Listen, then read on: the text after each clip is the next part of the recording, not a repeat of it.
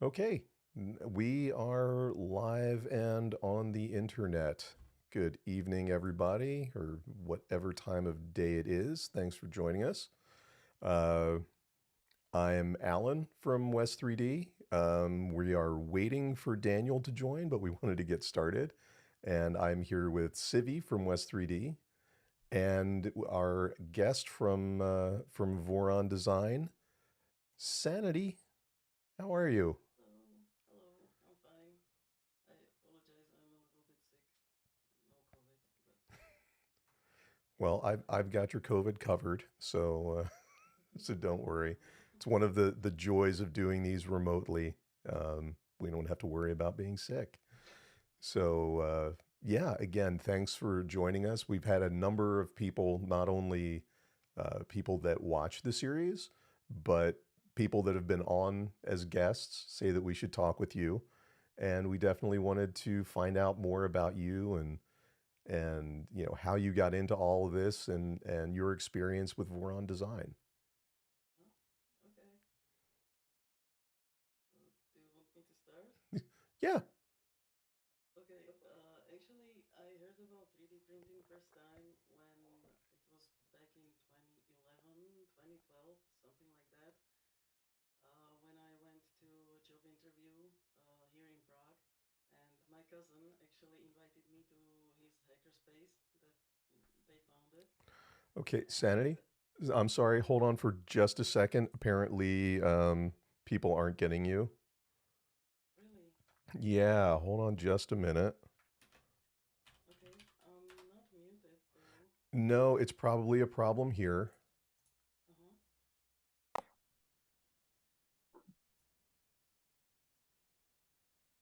Okay, go ahead and talk. Just Hello, hello. Can you hear me now? if people could let us know in the chat whether Sanity's got audio, that would be fantastic. Okay, well, Maple Leaf Makers is applauding, so Oh, it says okay. you're very low, so hold on just a moment. Let me see if I can. Looks like it might be better now. Okay, can everybody hear Civi and Sanity? Hello. Can you Hey, hear us now? Is it better? Okay, people are saying much better, so I'm sorry. Oh, Sorry about okay. that. I should have done another line check before we went. Okay. So Um, so the question was how I got into 3D printing. Actually, way back in 2011 or 2012, I went for a job interview here in Prague, and my cousin was showing me his hackerspace. Hang on just a second. And they had 3D printers there. And, if you remember those, I think those were Prussian Mendels, if I recall correctly, made from the threaded rods and those, I think it was ABS plastic pieces. It was pretty interesting. So he showed me how it works, and I actually uh, the slicing took like 15 minutes, 10 or 15 minutes, and he printed me like a little thing, little keyring or keychain, sorry. And I so this is how I knew about 3D printing. Yeah, three triangle frames. I would say it was more like a tent-like frames, the Prussian Mendel, the old style. Basically, what guys were doing there, they were mostly printing parts for other printers, the RepRap style, and this is how I learned about RepRap. And as an interesting thing, actually, he mentioned that there is a guy from the dorms of Economy University who is doing a workshops, and his name is Joseph Prusha, And if I want to, he can contact me. And if I'm interested, I can go to one of his workshop where I would assemble one of these printers and have it calibrated and everything. Unfortunately, I didn't take this offer. So I had the 3D printing at the back of my mind. And when my father retired in 2019, when he retired his company, he was doing injection molding plastic. I bought him a Prusa Mark III because this was one of the better printers. From what I heard, like, hey, I think he may be interested in this because it's working with plastic, but so I read reviews on the internet, and I learned that okay, that Prusa, coincidentally from Czech Republic, is one of the best companies in 3D printing. So I bought him Mark III, and I thought it would interest him, but actually it didn't interest him all that much. He printed a few things, but I got hooked. And so when in 2019 the Prusa Mini was announced, I bought it for myself, and it was actually my first printer. It's I believe it is also visible somewhere here behind my back. I, and yeah, that's how I got into 3D printing. And then pandemic came, and since my Prusa is small, I couldn't print. I couldn't participate in printing the shields.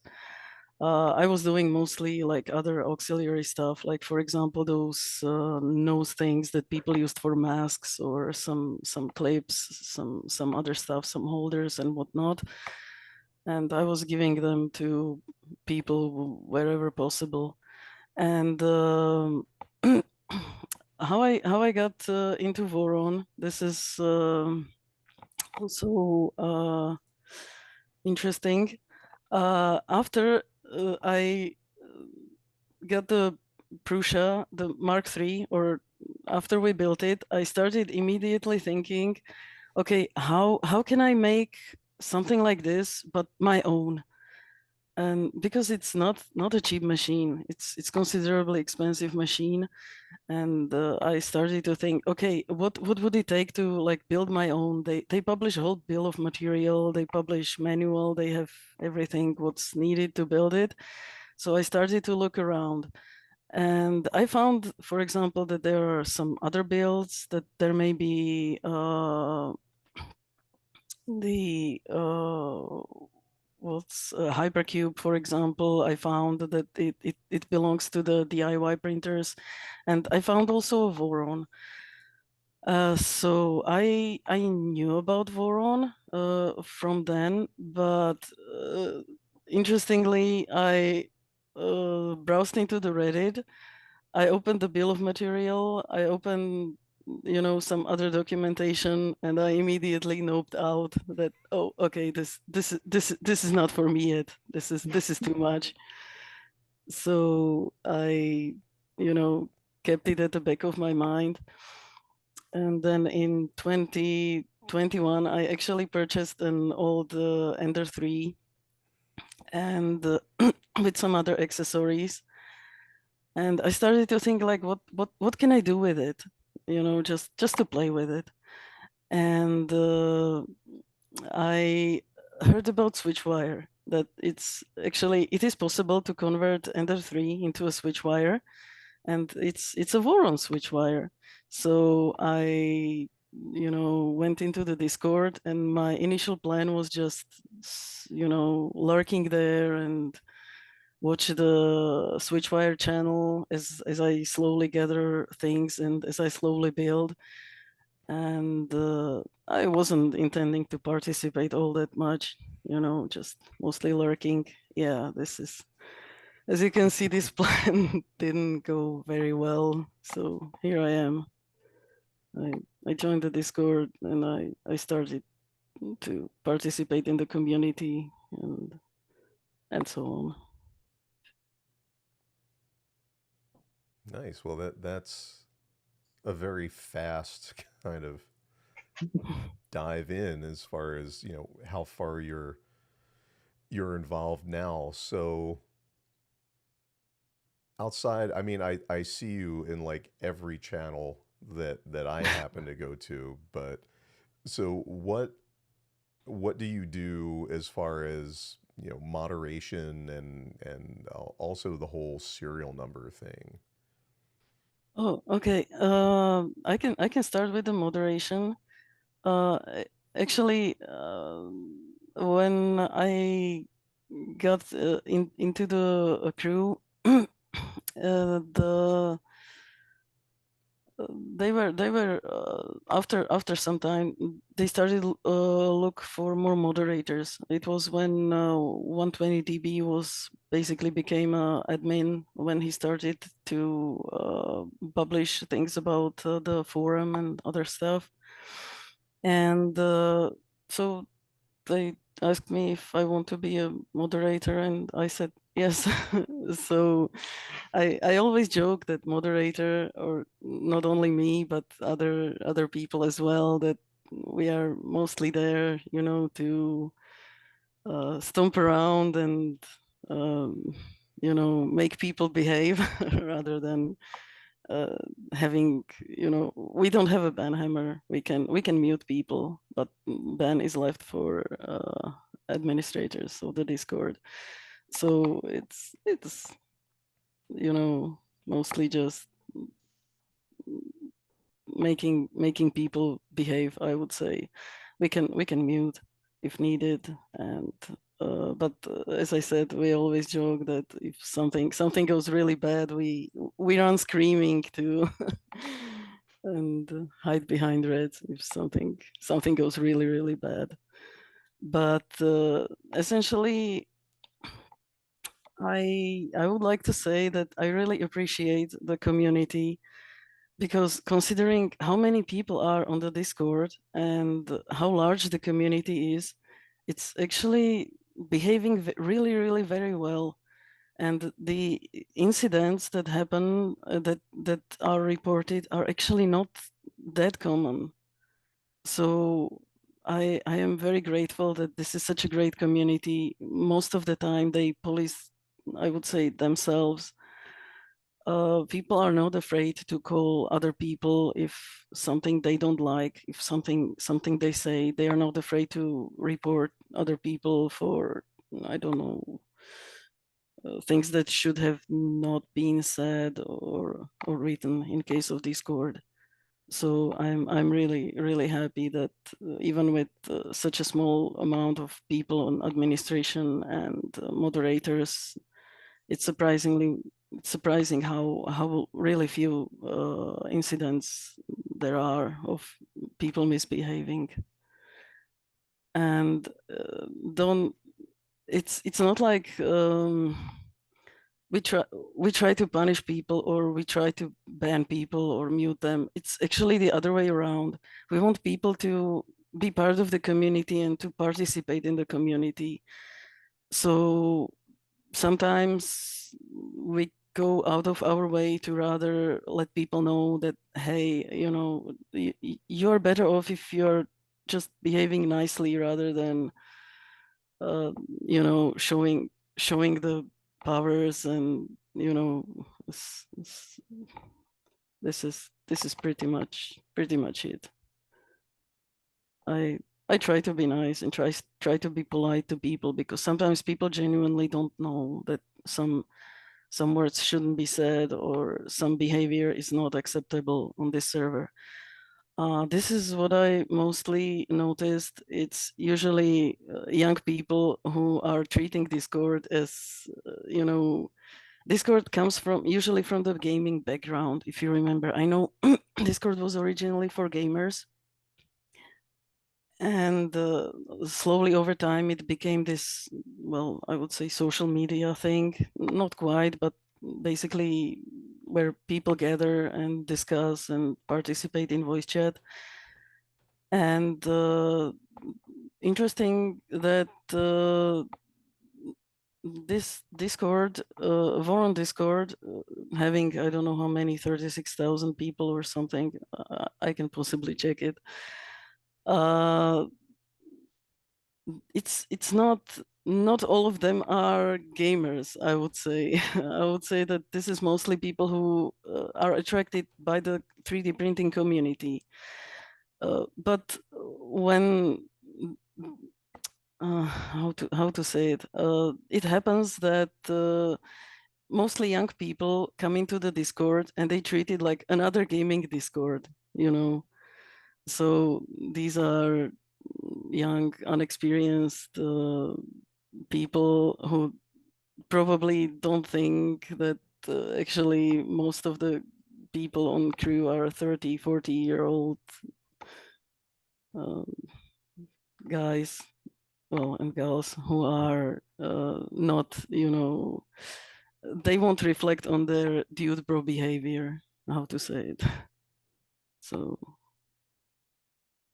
Yeah, and How often? Oh, sorry, go ahead, Alan. no, I was just going to say, you know, as part of that, not just age, but you know, language and behavior that is considered to be acceptable and the norm, let's say in a gaming Discord, yeah, is not the same as the Voron Discord. So exactly, yeah, exactly. And this is given how big the community is here. Uh, sometimes you need to be careful what you say or what you write because, you know, uh, you don't know who can be offended by something which is normal in your other discords or in your other, I don't know, everyday language that you use, which can sometimes create a confusion. For example, there is a certain word which now when you use it, the R word, you will get a notification that, hey, this shouldn't be used. And for example, this was also my case, that in the use that I perceive it, or I used to perceive it, it wasn't a derogatory term. It wasn't a slur, but over time it transformed into something that is actually like a serious slur. And so it was pointed out to me, and I said, oh, okay, I will not use it, and I will tell other people not to use it as well. So it's language is evolving, and mm, we need to react to that as well. So how busy are you in general? Like, is that happening a lot? Is it mostly like language things, or is it a bunch of teenagers that just kind of get rowdy sometimes? Like, how busy are you actually telling people off? Um, as I said, not really very busy. It's, I would say, mm, language. It's mostly once in a few days, and when also we receive reports, it can be also once in few days. So I would like to ask people if they see something that they don't, you know, like, or they consider not being appropriate, don't be afraid, you know, to call people out and tell them, hey, this is not okay, or report it if you can. There is a apps, if you right click on the message, there is a apps, and under apps is a report button. So this goes basically to us. This pings moderators and tells us to pay attention to what's going on. So it happened multiple times that you know, when we policed something that was said or that was written in some public channel, uh, occasionally we receive DMs from the people that, hey, thank you for addressing this. I was afraid to, you know, say something because you know, and I didn't like what was said, but I was afraid to, you know, say something, and so on. Especially this concerns minorities. So don't be afraid to reach out if you don't like or don't want to see something. Yeah, it's nice yeah, to have that because not everybody's just like brave as other people and sort of standing up for themselves. So it's good to have like sort of a backup team that you can rely on. Yeah, yeah, I I agree. And as I said, fortunately, this is really well-behaving community. And considering how many people are on the Discord, it's fantastic that these incidents are not as common as one would say. And also there are other platforms, for example, Reddit or Facebook, where we participate as well and moderate those. So some come from there as well. And Yeah. Well, we've got a couple questions, so why don't we do those, and then maybe we can get back to talking about cereals. Um, yeah, so sure. so we've got one. Okay, yeah, Steve Oh, posted it's like 38.7K people on Discord right now. yeah. Yeah, and So it's Crazy. worldwide community. That's why I said that the behavior here on Discord needs to take into account that there may be some cultural sensitivities that are not present somewhere else. So sometimes it's a little bit more challenging, and there may be some auto censorship involved. When if you're not sure whether you can say something, rather don't say it and word it differently, or don't say it at all. yeah. Very fair. So And go ahead, City. I was to say, I thought I saw a question about when do you even sleep, or do you know what sleep is? I guess Oh, because you're here with us. It's earlier oh, time. no, it's actually weekend, so it's not as bad right now. I would normally be right now watching Nero stream and participating on his stream. So I I just, you know, I don't. Well, I like sleeping. Don't worry, I will get my sleep. Yeah, I thought we were moving earlier than usual so that we didn't conflict with Nero, but did Nero move his stream? No, I think I got a notification that he's actually going live, for which I apologize to him that I'm not participating on his stream and I jumped into his broadcast time. But hey, No, we'll figure out a time so that we don't conflict with people. mhm. And then a question from Dustin Speed: what besides other printers do you like to print? uh oh, I am one of those people who usually print mostly useful stuff. For example, the things that I have there, the little holders on IKEA, um, various hooks, and I don't know, anything that can be useful in household. So I have very little things like decorations or what people usually print. But after I built Legacy, I actually designated it as a PLA printer right now, and I'm printing, those dragons. I'm printing. Well, during Christmas, it was the decorations and whatnot, and I usually bring it to colleagues, which give it to their kids. So, little things like that. But for example, recently I printed this. It's a sea serpent. It's pretty It's big thing. gorgeous. Yeah, So that's sweet. yeah, I printed this on my Legacy, and it can move. It can open mouth. So it was really pain in the ass to join together because it's printed in individual pieces, and you basically have to connect them together yourself.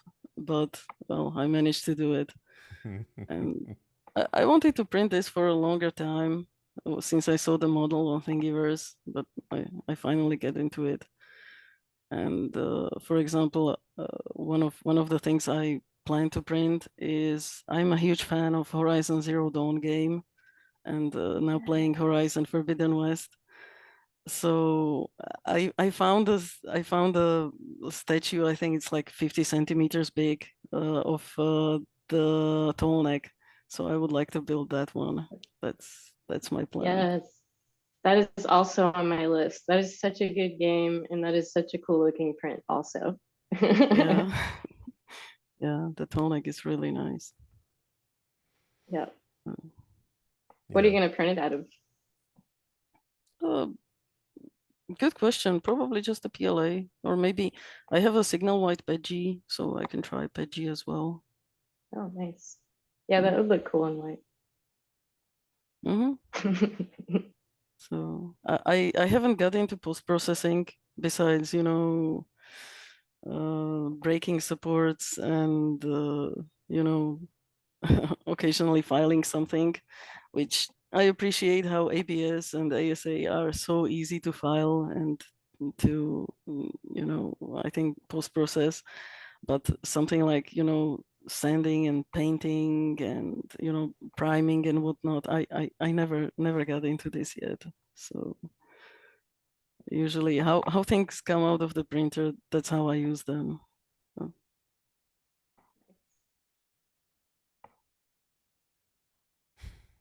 Oh, that's a very nice comment from Dustin. I can see Nero every week. I had to come see Sanity. So you are definitely Thank you. appreciated in the Thank community. you.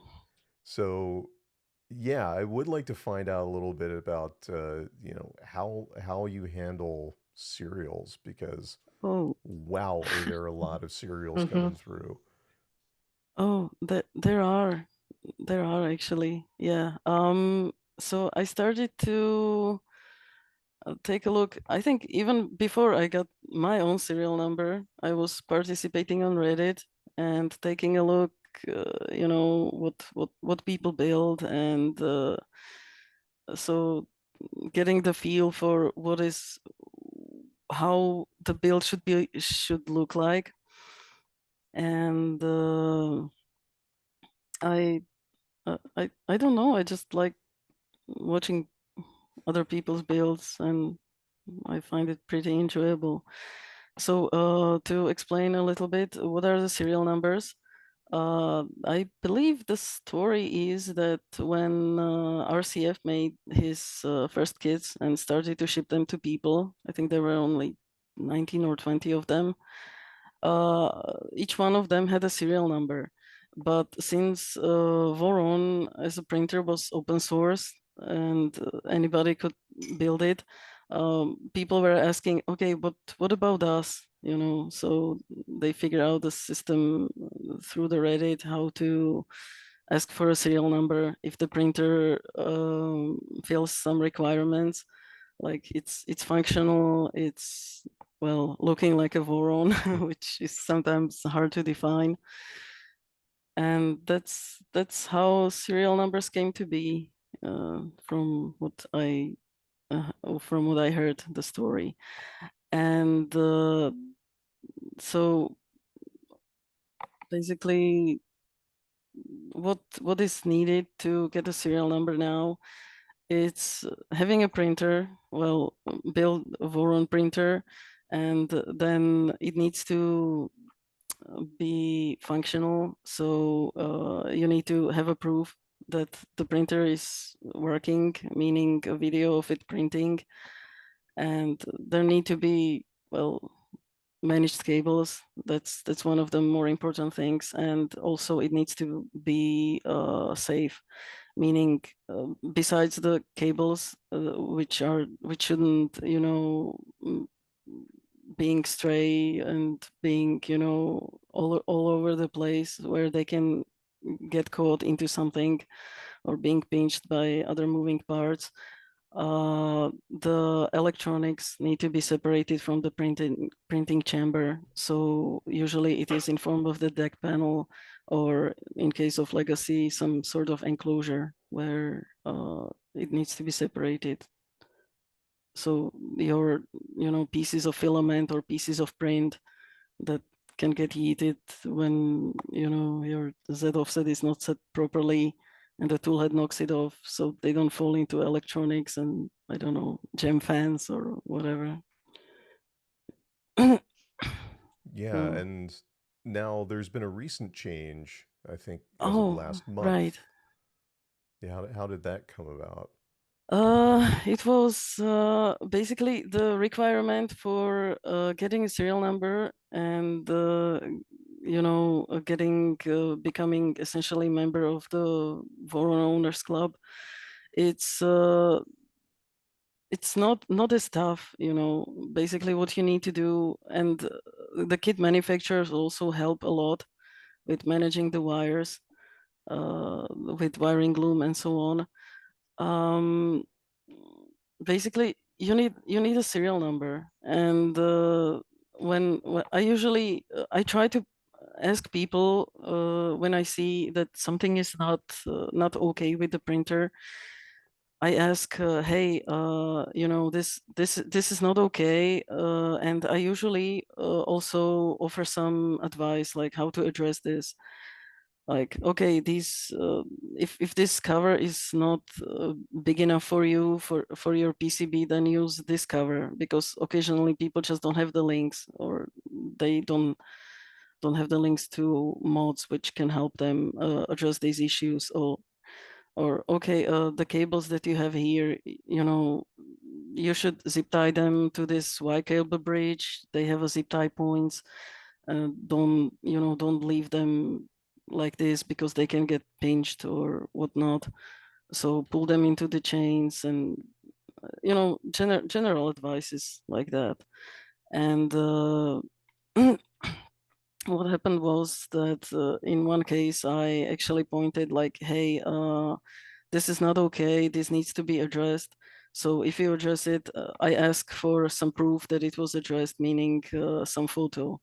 And you know, somebody posted a photo of a printer that wasn't theirs. So that's when actually something like this, the name, the paper with the name, it was talked about for some time, you know. Like, okay, how easy is for people to just grab somebody else's video, you know, maybe edit it in software, which is now really easy, and make it as their own. And since there are multiple people working on the serial requests, you know, they may not even see that this is basically the same video. So, and this just escalated it, that, hey, okay, we should really implement something like this. I understand it may be more annoying to people, but really it's just a piece of paper, you know. It's more work for me or whoever is watching the serials, because then we really need to check the Reddit ID. We need to check whether it matches and so on. So this is why it's there. It's kind of hard to believe that someone would cheat to get a serial number that just gets you entrance into the Voron Owners Club. There's no other incentive, but yeah, I mean, well, I always joke that when people ask, okay, what are advantages of getting serial? I mean, well, yeah, you get your unique serial number. You know, the printer is registered. For Voron team, we account for the machine. We know how many machines are, you know, approximately there. Although that's questionable because not everybody does the serial number thing. And yeah, you can post pictures in print showcase. yeah. So on Discord, that's how I joke, like, what are the advantages? Yeah, and you get a blue name with your serial number after the name. So that's how I laugh about it. Nice. Well, it is a good feeling. Yeah, you were asking how I got into this. So I was actually watching on Reddit, and I was usually marking uh, the posts of people like, hey, this is okay, because I saw that the administrators that were doing the serial numbers, they're just the people, you know, and it's an effort to go through them. You have to watch every video. You have to, you know, if something is not okay, you have to tell people if it's okay. You have to then, you know, click on issue the serial number in the registry on the web page and so on. But so I thought that, okay, maybe if I just tell on Reddit that, hey, this build looks okay and this build does not look okay, you know, and what people need to do to address these issues, so I can at least, you know, help a little bit, like at least this way, then I think it may be appreciated, and I can say that it really was appreciated. That I just mark, okay, this build looks okay, you know, just a simple note, and or this build does not look okay. So when whoever was doing the serial numbers saw that, hey, there is a comment from Sanity, and most of the time it's okay, obviously. They check it obviously after as well.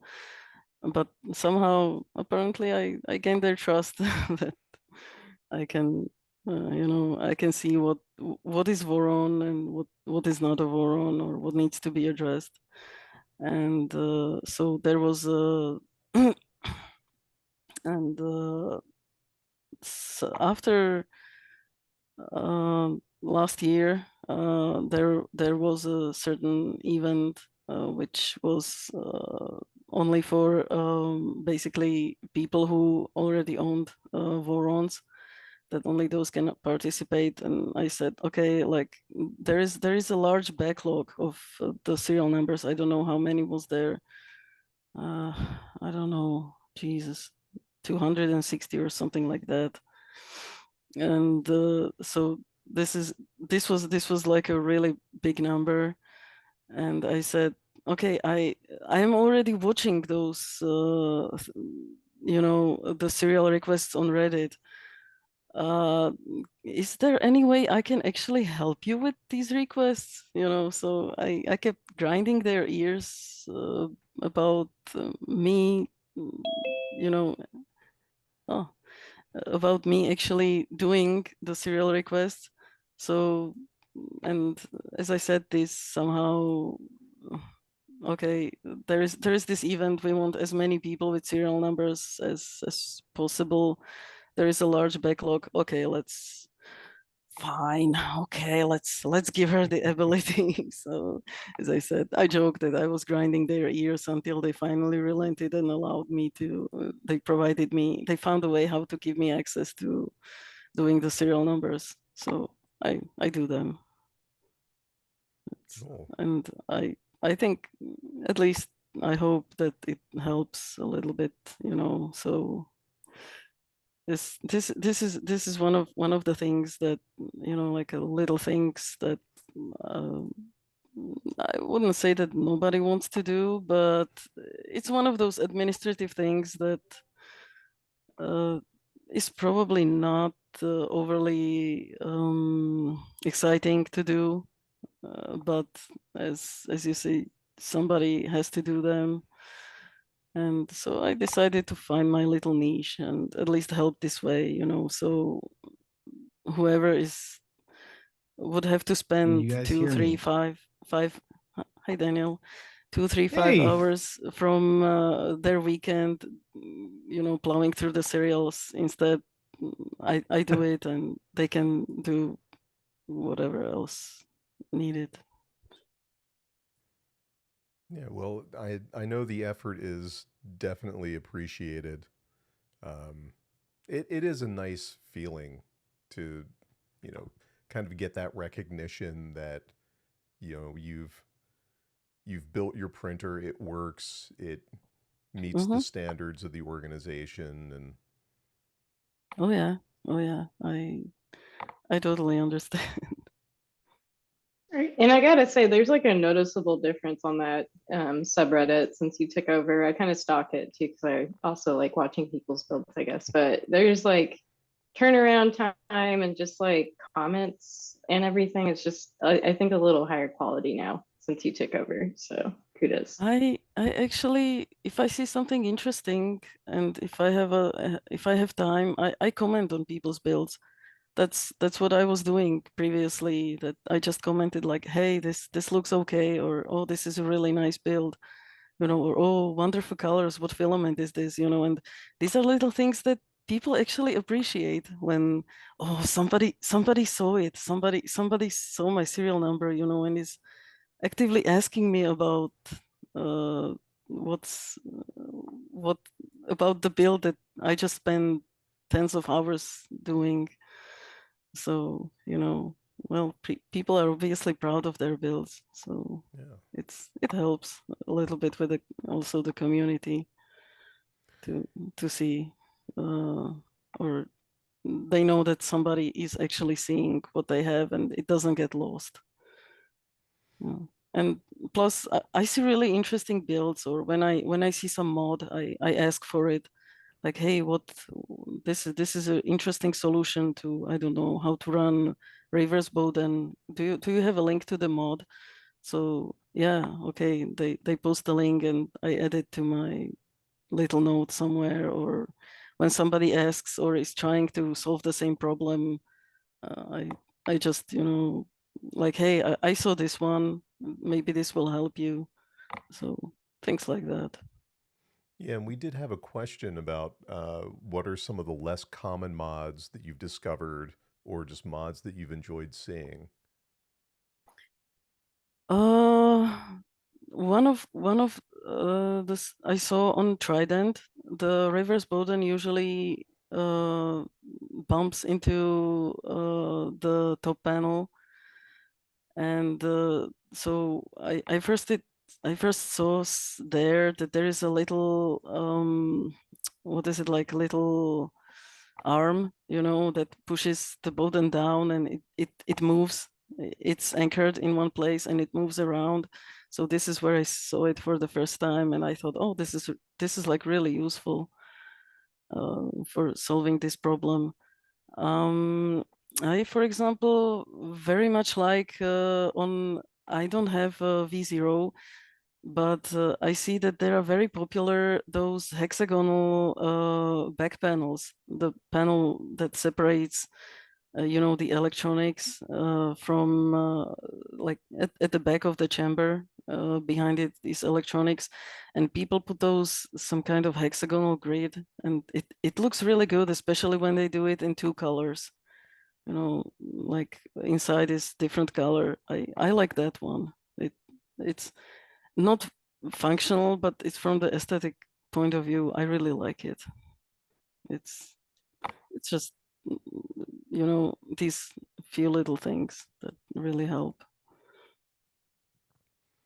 Yeah, it's interesting to see, the two sides of how people approach their printers. I mean, there are some people where it's just this is a utilitarian machine that I use to build things. And then Oh, there's the other extreme yeah. of this is my work of art that has 8,000 RGB LEDs on it. Timit, I'm looking at you. Um, Yep. and I printed my accents out of glow in the dark. I've seen a number of printers now that have glow in the dark Or UV parts, reactive. and then the UV lighting inside, and the entire spectrum and everything in between. Hmm. It's really interesting to see how people make their printer an extension of themselves. It's I mean, I'll say it's one of those things. It seems like it's sometimes very hard. So I haven't submitted a serial request, so despite having serial a bull, I hope, printers, and it's one of those things because it is like it's for me, it's a kind of an art thing, and it's it's a project that I don't want to Uh-huh. feel like it's finished, and I feel like that's like a stamp saying, hey, I'm done, and I know it's a mental block, but it's one of those things I It's have to get this over. is this is actually very, very common with people. When I ask, okay, you have it, you're posting pictures, why don't you submit the serial? oh, it's not finished yet. It's I want to I will submit it when it's complete, you know, when it has panels, when it has whatever mods I need. Well, it sometimes happens, sometimes don't, you know. And I'm like, okay, but it already prints, you're already troubleshooting it, you know, just make a short video and submit it and you're done. Why, you know? I mean, and then I've seen sort of the reverse, and I know of I know of somebody that you know is maybe even watching now, but you know, that also like posted their video. I think they were missing a build plate or something like that. So I don't know if they were printing like on it was like a license plate or something. I don't know. It was something else that was like Yeah, not normal. And on he's like, I just I want my think cereal. He's like, technically yeah, it works. I mean it is. Yeah, Yeah. Dustin, oh, it's never done. Yeah, printer is never done. The Voron, it's always, you know, and you have the tendency to always upgrade and do something with it. Also, one of the more common question is what this comes to the okay, what is considered Voron and what is and what isn't Voron. It's sometimes hard to define it. For example,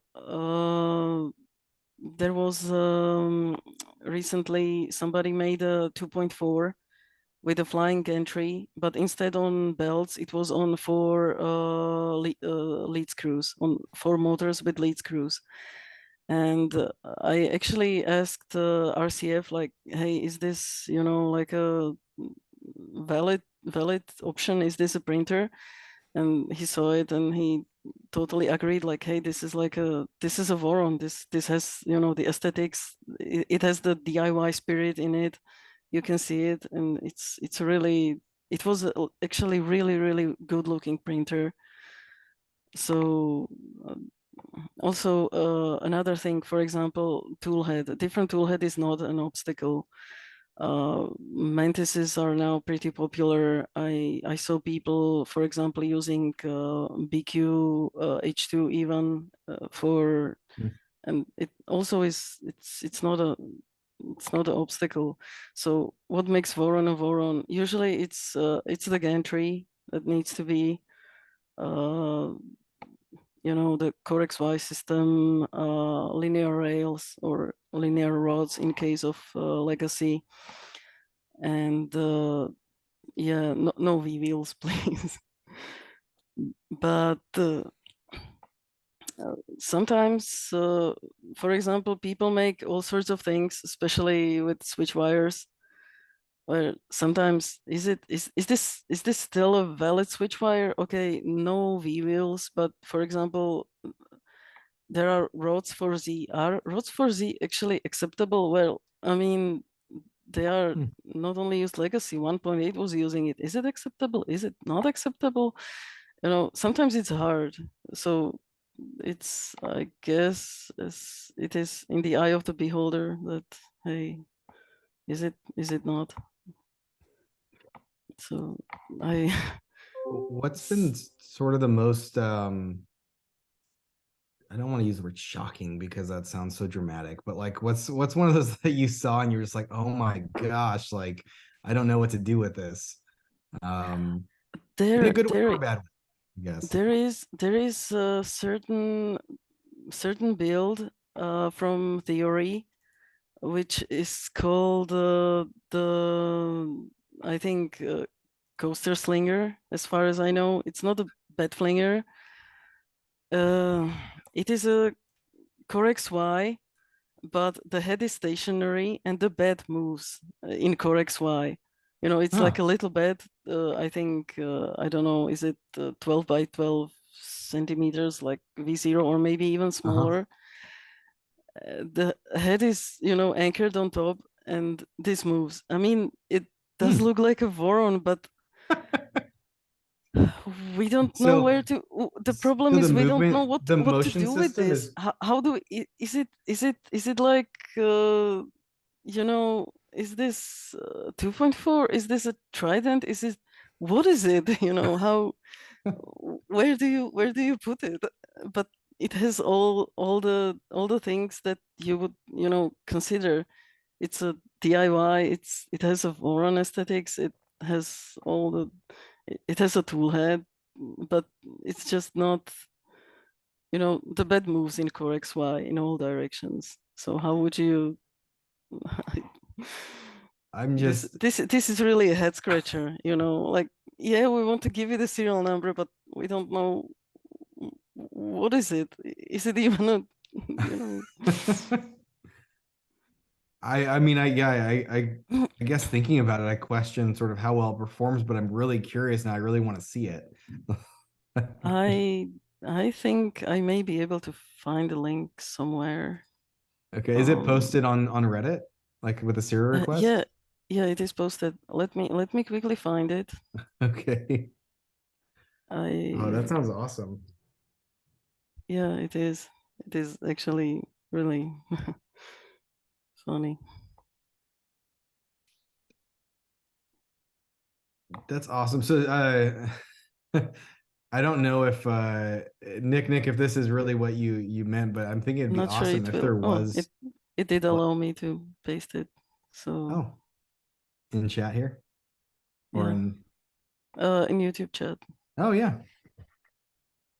It would be pretty sweet though, like if there were, and maybe there maybe there is, if there were like tags or something that people could throw on some of the requests. So like if you did want to go in, because sometimes you want to go in and just I look at it really to see what other people are doing with their printers, sort of give me ideas. But I mean, it would be really awesome to be able to, say, okay, here's a cool mod one, or here's you know, here's a reject even. So like sort of those are out there. I honestly I don't know how to implement it with Yeah, I don't Reddit know if right it's even a now. capability. Usually there is only a single flare for serial request.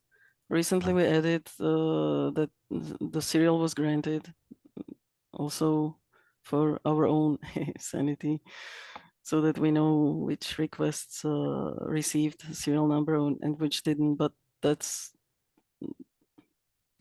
pretty much it. We don't have any. And asking people, to sometimes it's hard for them to even ask them to go to Reddit and register for. Yeah. In many times, actually, people don't have the Reddit account, and they create it just for submitting the serial number. So, Yeah.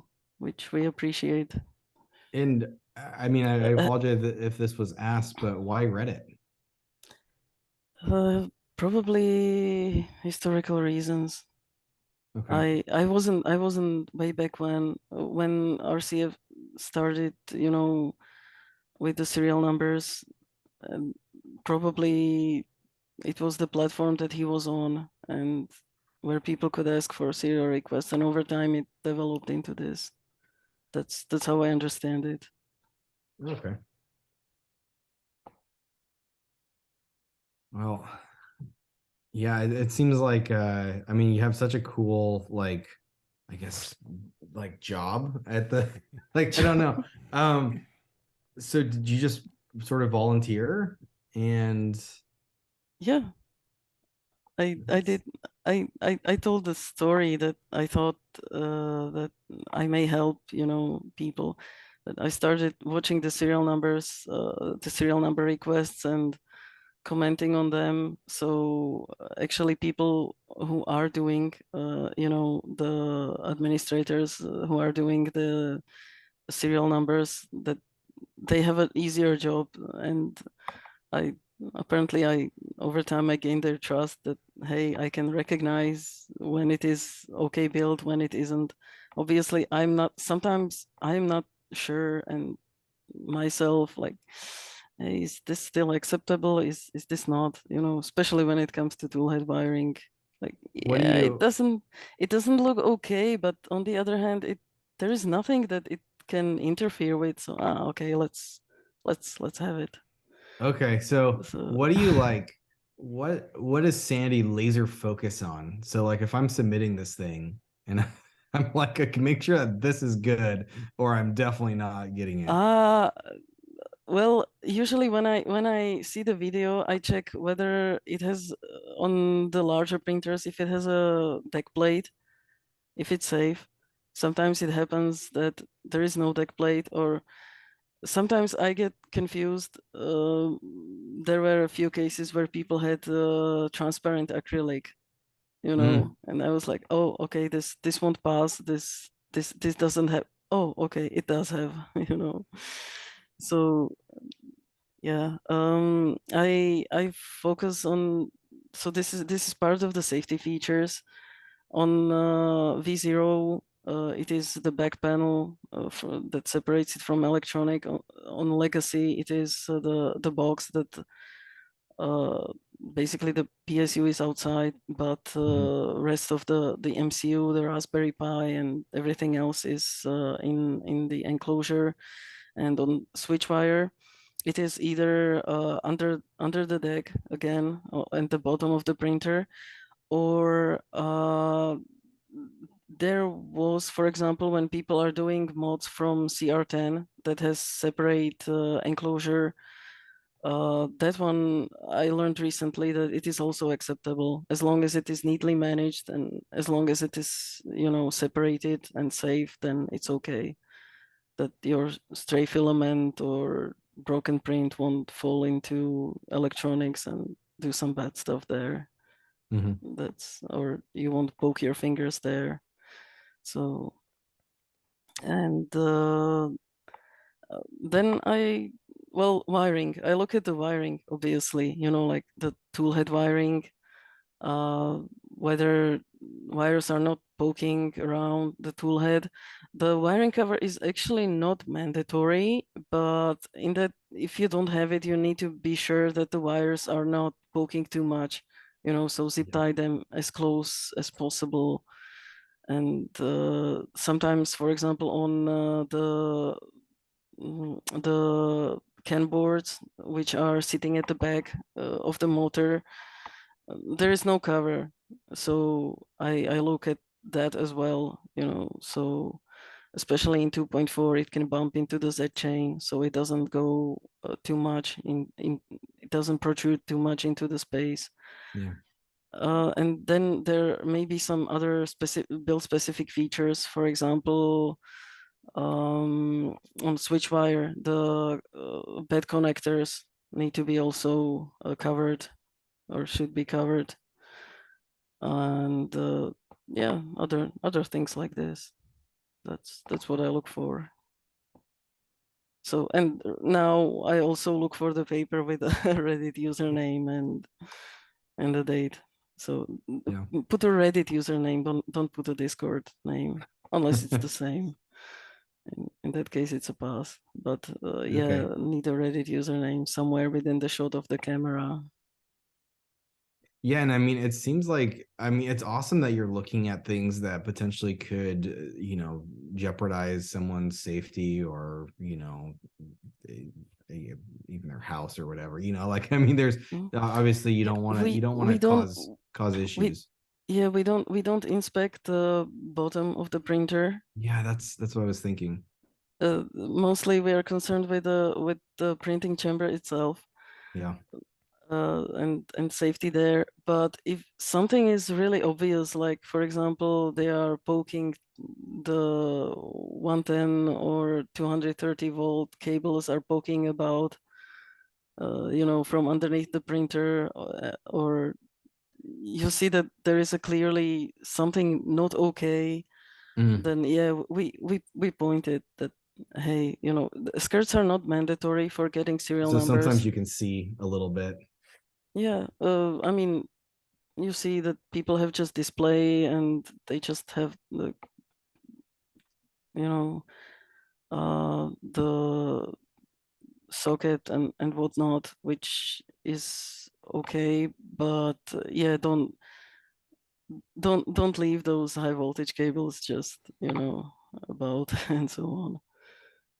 It's best to, have them managed also under the deck, although we don't necessarily inspect it, but as I said, they shouldn't be, all around the place. if Yeah. if it looks really messy, we can, you know, reject it and ask, hey, just, you know, fix it, manage it a little bit at least, and Yeah. we will get back to you. So how many Vorons do you have? Right now, I have 2 Vorons and building a Trident right now. Oh, cool. I have Switchfire and I have a Legacy. Yeah, those. Oh, really? Okay. Yeah. Awesome. Those. And why choose this Trident? I actually had parts for 2.4 ready as well, and also for a Switchfire. I was originally actually intended to make a conversion from Ender, and as I mentioned, Okay, yeah. that's how I initially actually joined the Discord. But then I found that somebody was selling a frame, and I was like cheaper in with some discount, and I was like, okay, I have everything.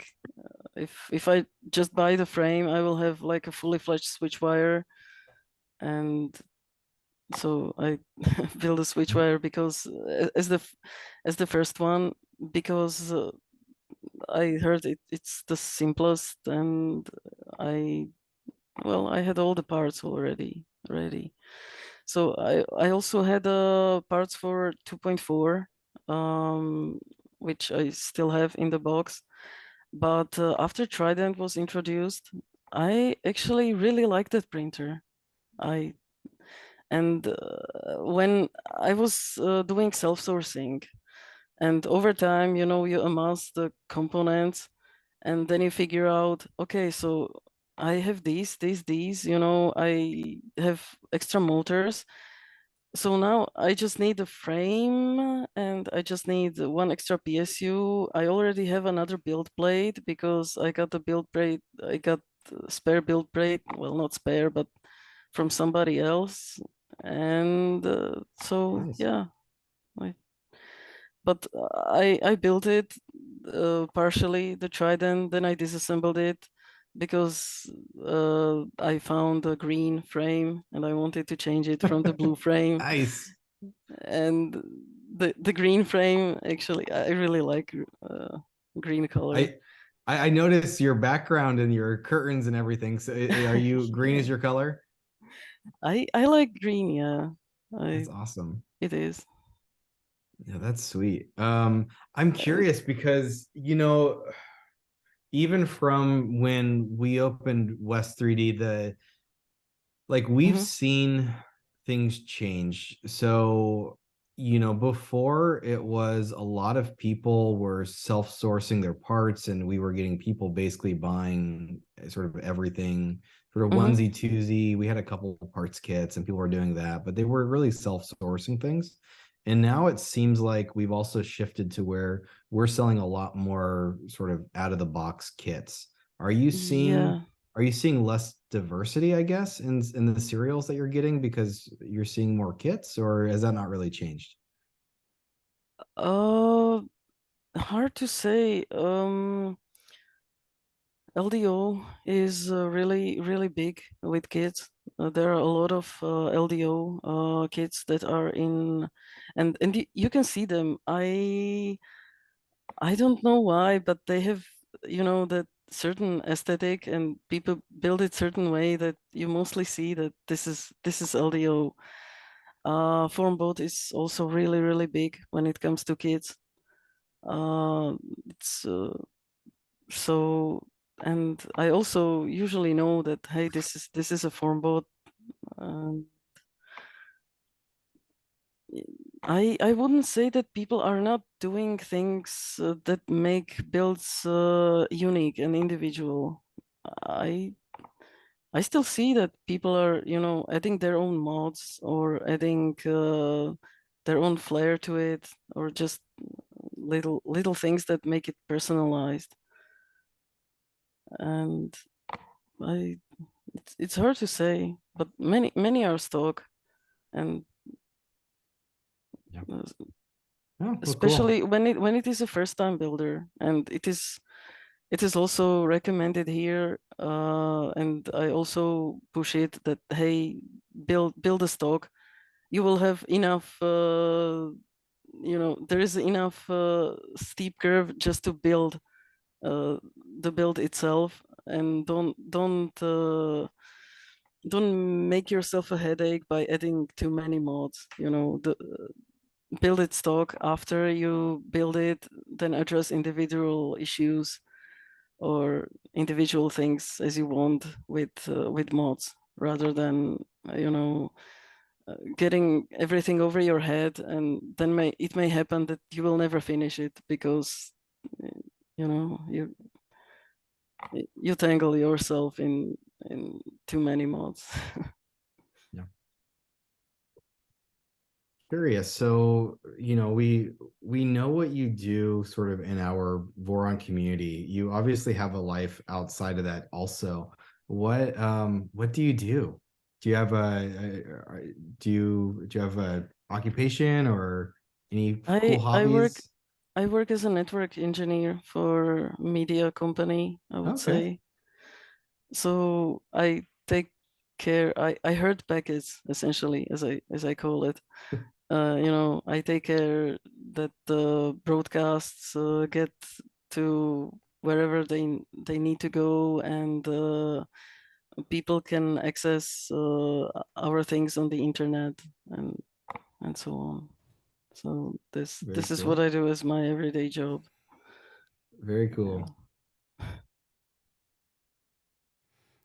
Is there anything outside of I guess of 3D printing that you're also into? I'm into video games, actually. Oh, cool. Awesome. Quite a lot, I would say. Can you name a couple video games that you're playing? I don't play it as much recently because the game is a little bit, I would say calm period. Tom Clancy's The Division 2. I used to heavily play it. I have over 1,000 hours on that game. So nice. We played it with the friends, and I'm in a clan, and it's interesting because basically this is one of the things that really helped me going through the pandemic. That everybody was isolated, so essentially like socially isolated. Then so we just met in the evenings, and we were just playing and chatting about nothing essentially. So this is one of the things that really I think helped not only me but also other people.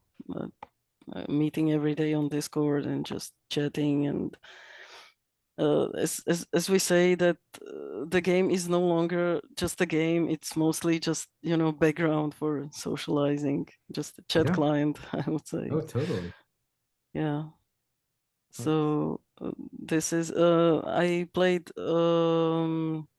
recently I played Stray. It is a really cool game where you play as a cat. No, you really do play as a cat. I'll have to look it up. That sounds like a really cool game. It is. And so you're a stray cat? Well, yeah, it is you fell onto some city which is full of robots, I would say. I don't want to spoil too much. Okay. Okay. Yeah, but you are playing a cat and you are trying to save the world, I would say. Oh, that's obviously cool. That's what cats do, and you the cat things. You can take a nap and you can scratch on surfaces, which is really funny. That's awesome. I very much liked, and I'm playing Horizon Forbidden West as a sequel to the Horizon Zero Dawn. I already talked with CV about that. It's also one of apparently one of her favorite games. So yeah, it's a really good game. It is. Everyone play it. Sorry, I saw somebody. Other than that, I have like, I don't know, 180 or 190 games is my pile of wow. shame on Steam. I know it's not too much, but still. And I have like, I don't know, I went only through like 30% of them. So Wow.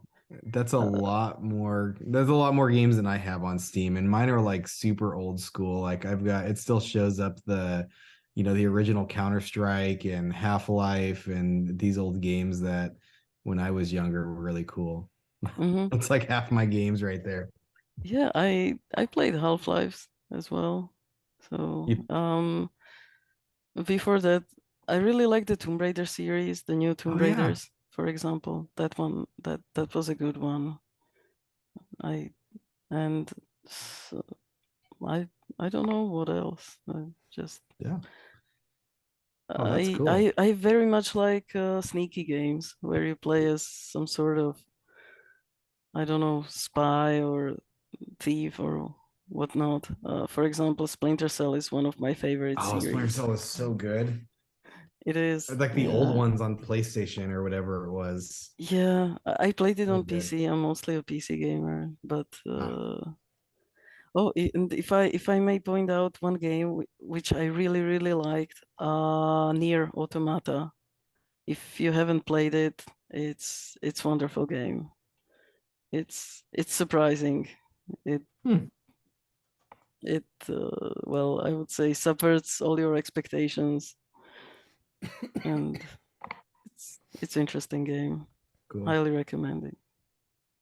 So back onto the 3D printing, you said you have a switch wire also. What color is your switch wire?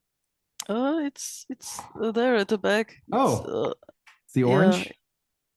it's red actually.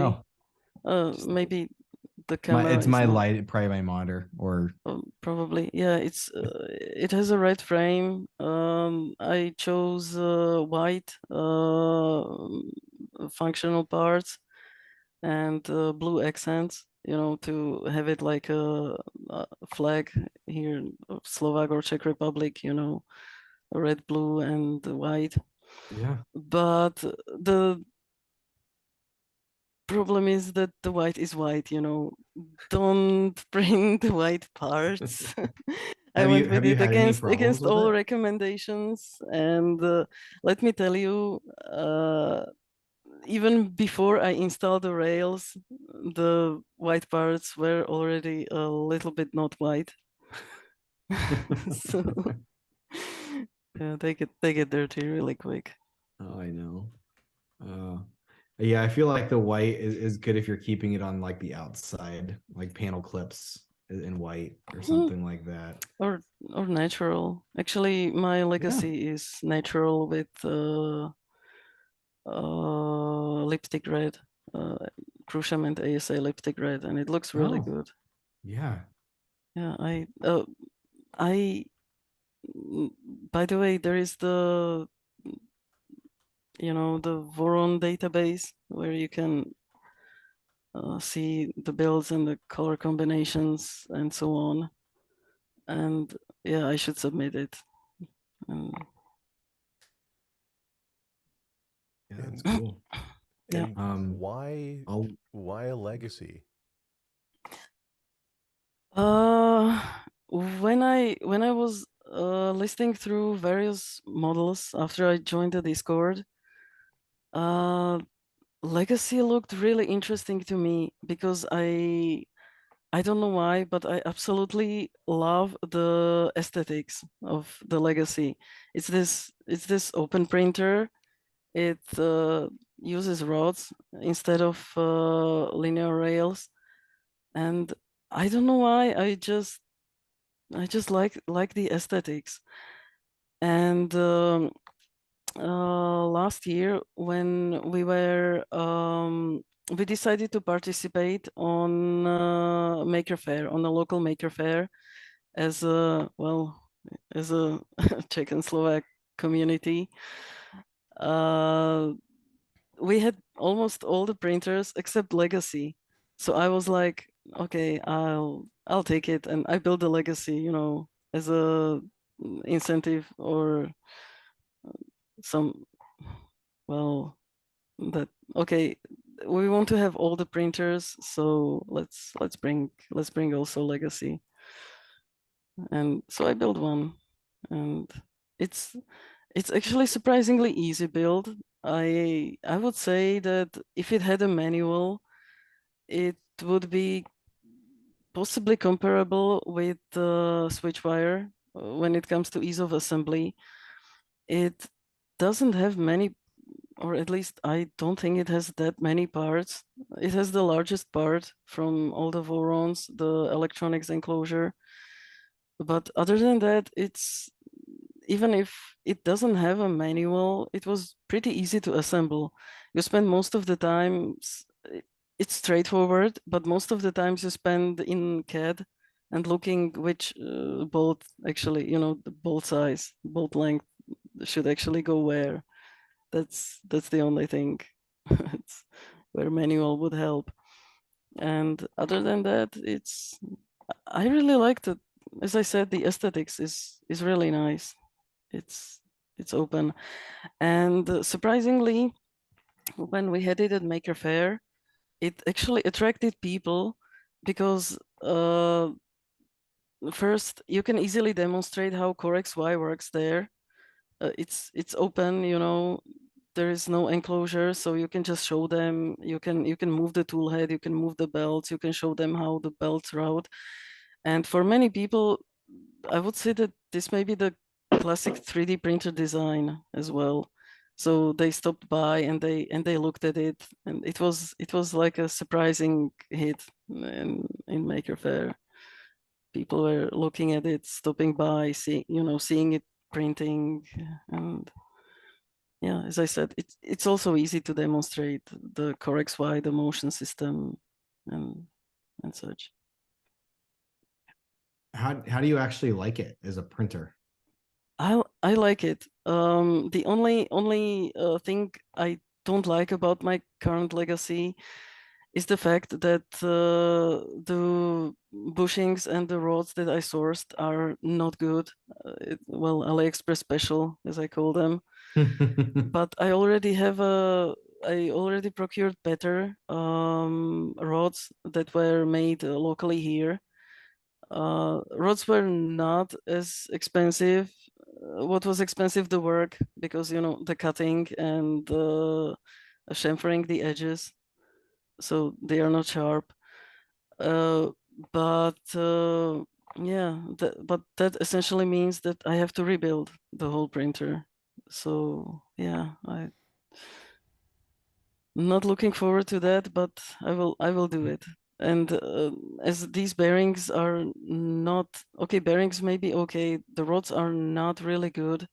They something like, okay, tolerances, what are tolerances, So their diameter is not really consistent, and it creates a vibration when it moves, and I can actually see it on my prints.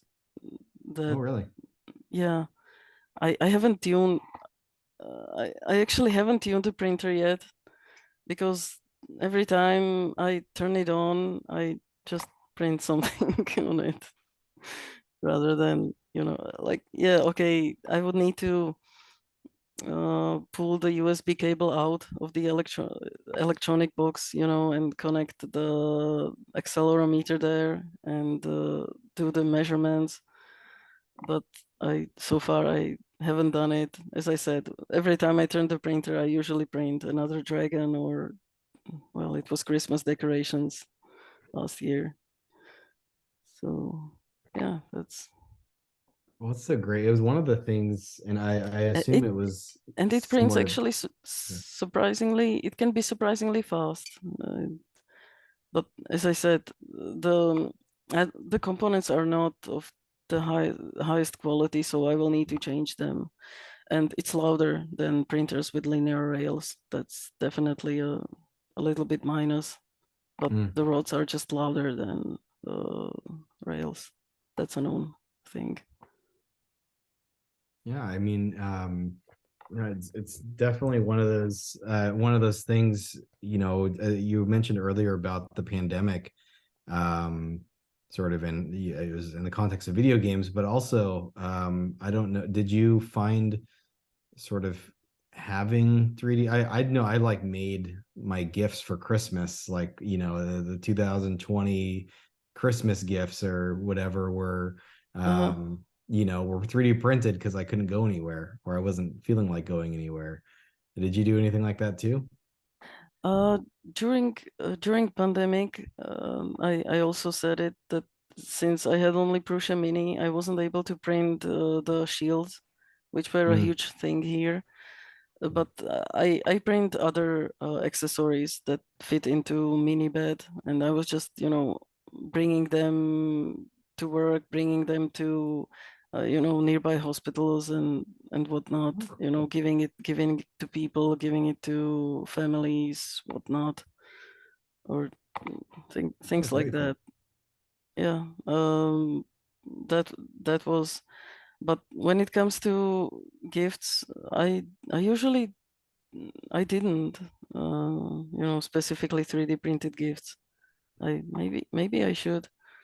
I was thinking that maybe my cousin would appreciate like a little boy. I printed a few of those foldable F-14, you know, jet Oh fighters yeah. because Uh-huh. he's hugely into, you know, he's into cars and into these fighter jets right now Yeah, totally. and into T-Rex. So I was considering that I didn't manage to do it time-wise because I was leaving for Slovakia to visit parents.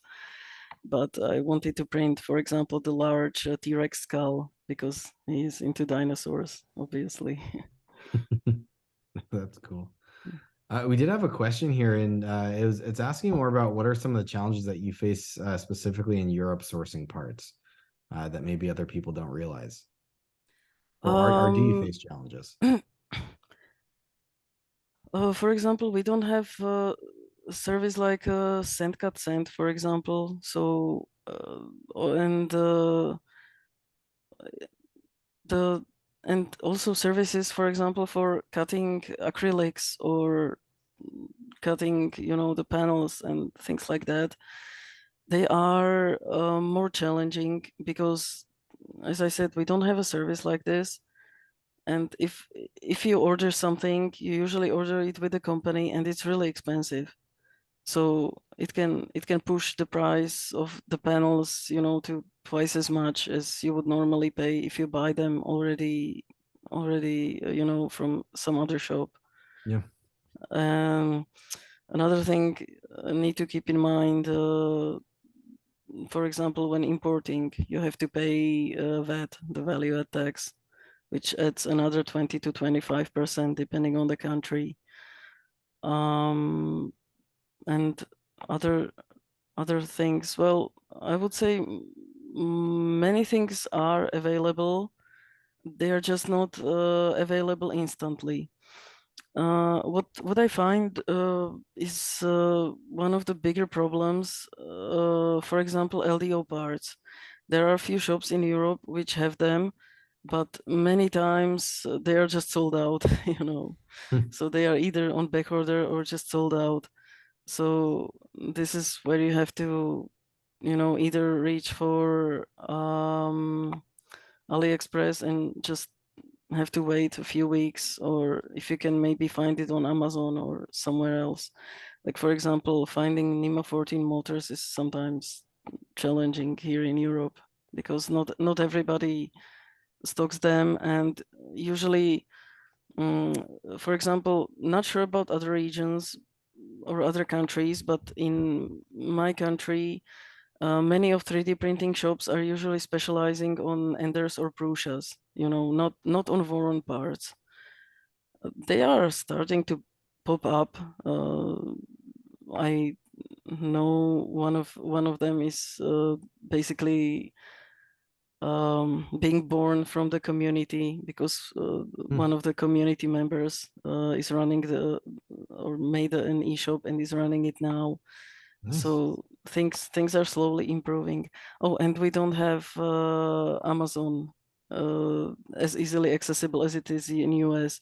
So you order something through Prime and you have it the next day. When I checked, if I would pay for Prime, well, I would get it delivered in 5 days, whether I have Prime or not. You know, so Yeah. it's not the next day delivery. So it It gives means you more that time to plan, you I have to guess. plan your build Yeah. a little bit better.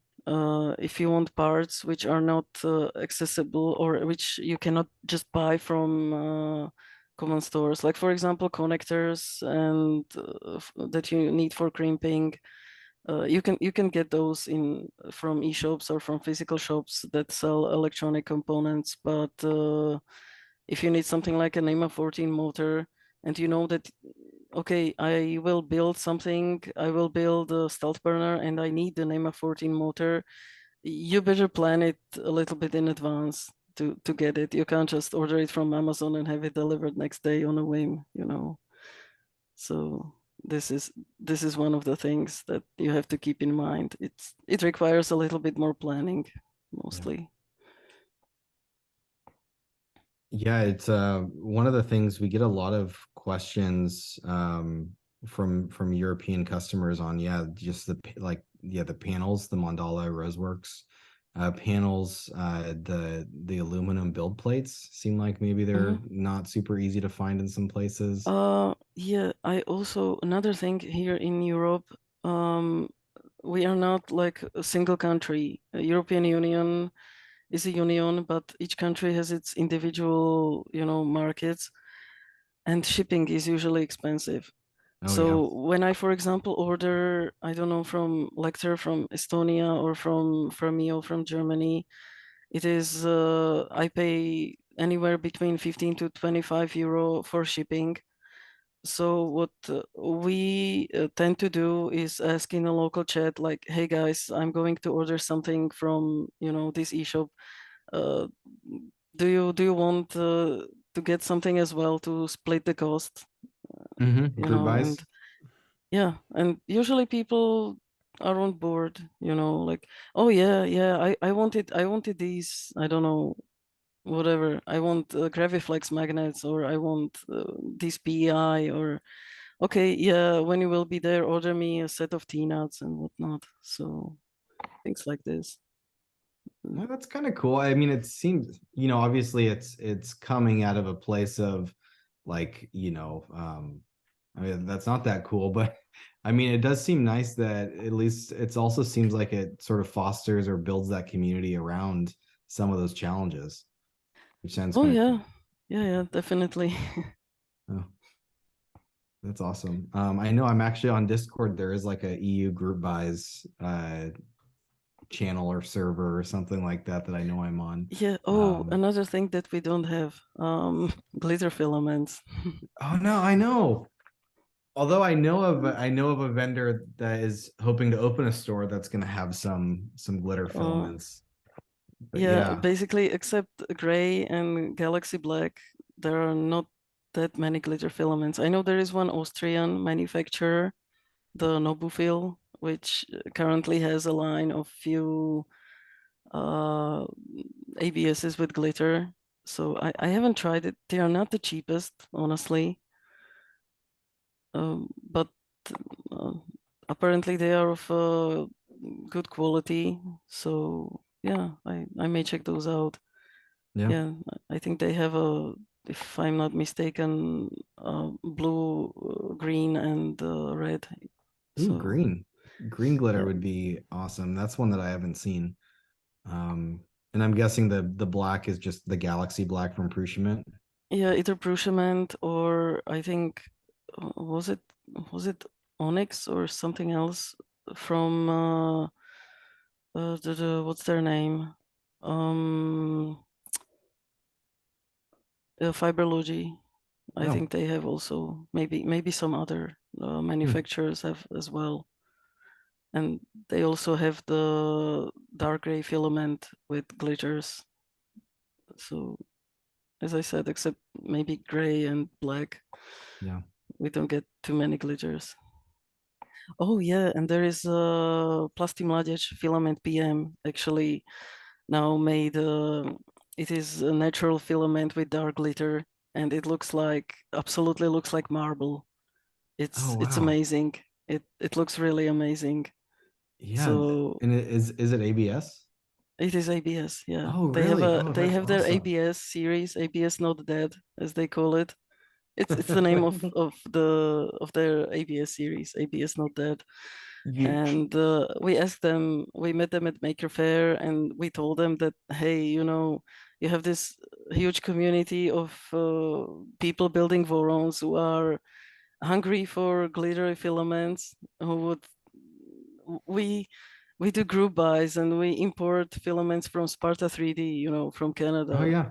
So why don't you want to, you know, like a little bit, you know, poking them, hey, you know, you have this large community, wouldn't you want, you know, piece of the pie here?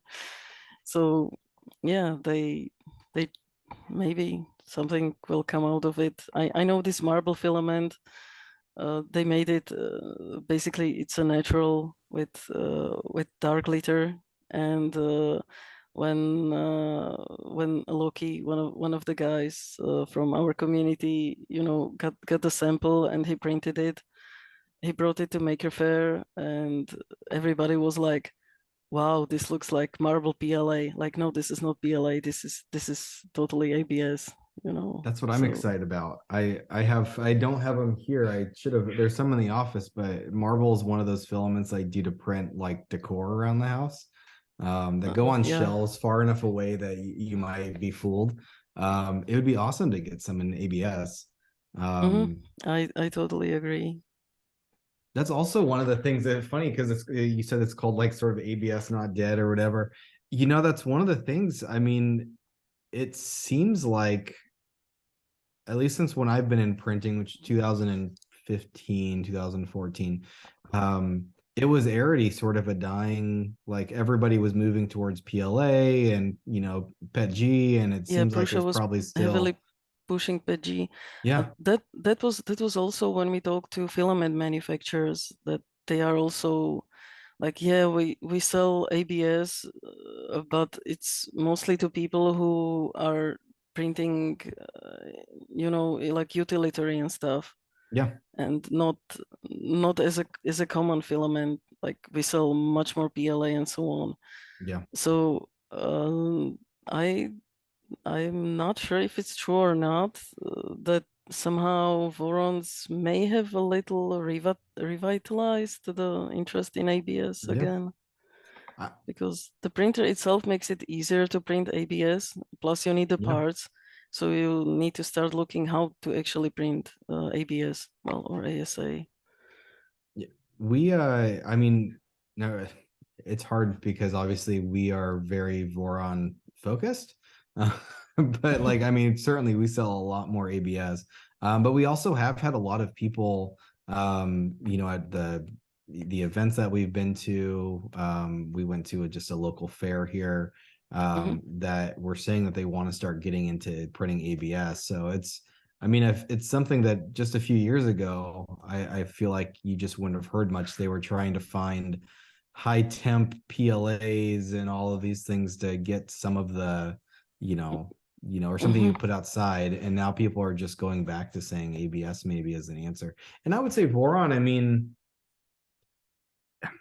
I think it's got a strong traction, and it's kind of a phenomena that now these large companies are doing things to actively support what would have been just a small sort of niche, sort of off in the void somewhere, sort of project. And it's definitely I would say it's become more mainstream. And I'm sure it has something revitalized. I don't know if it's big enough to change an industry, but certainly I think other manufacturers are paying more attention to doing ABS. Exactly. Yeah, it at least got into knowledge that, hey, ABS may not actually be dead, and actually may not. It's actually a good filament. What I found when I first printed the ASA, I was actually very surprised that I mean, I was printing my parts on Prusa Mini, and it really it flows really well. It bridges well. It does sorry, does not require as much cooling. and still can get, you know, nice overhangs, and it's very very easy to post process. Like filing or sending it down is Yeah. is really easy. Yeah, I've there was a period of time where I was trying to get Yeah. every color of PLA and PETG. Yeah, Machines Now I'm is trying to in clear them chat out. saying that wish ABS had color variety of PLAs. Yes. Yeah, I absolutely wish as well. For example, I would appreciate some pastel colors, or as I said, the glitter. Well, we probably won't have silk ABS, but yeah, that. But I would, for example, want this co-extruded PLAs. If somebody made ABS like this, like you have the magic PLA from 3D Jake, that when you look at one side is, I don't know, green, and from another side is blue. So if somebody made this kind of ABS, I think people would also be all over it. Yeah, totally.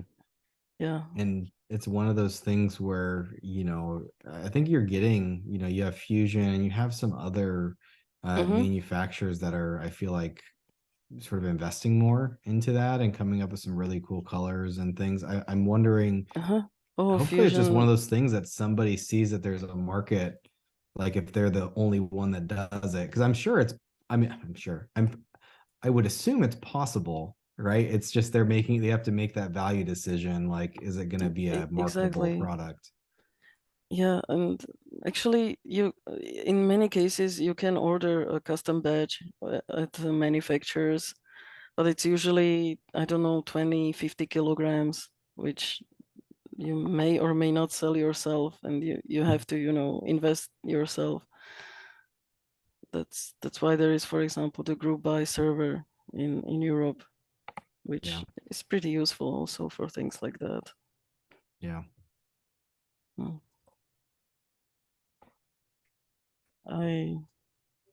Yeah. Do you guys have any other questions? I feel like I jumped in here and just bull in a china shop with questions. No, I mean, at least for me, you know, we kind of covered some stuff before you were able to join, but I just wanted to make sure that I said, you know, Sanity, I really appreciate how much work you put into the community. The other Thank people you. that we've had on to do these discussions have all talked about how important the community is. Nemgreo was It really is. pointing out, not only when he spoke with us, but in the V02 launch, how much community input there was that helped shape that printer. And the really, you know, moving forward, the future of Voron is going to depend on a strong community, because if people aren't engaged and they don't care, then they're not going to keep coming back. So I definitely think the success that Voron has had and will hopefully continue to have is based in a large part on the work that you and the other admins and moderators do to help keep it such a positive place where people are willing to come and share their work and be excited in what other people are doing. So thank you very much. I mean, what you're doing is just as important as, you know, anyone else on the Voron design team when it comes to, you know, pushing our printers forward. Yeah. Oh, thank you. Somebody already said whatever you touch is gold. I saw a comment up there. It was a while ago, but everything you touch, you make better. I don't I don't know, honestly.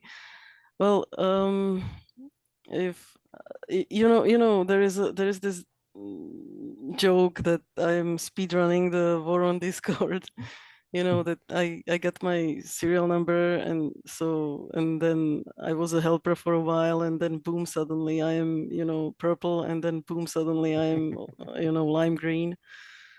It's actually I honestly, as I said, when I joined the Discord, I was originally thinking that I will be just lurking there, you know, yeah, see how well that went.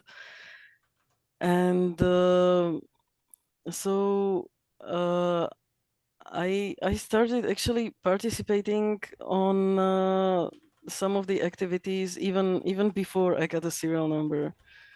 But you know, like for example, we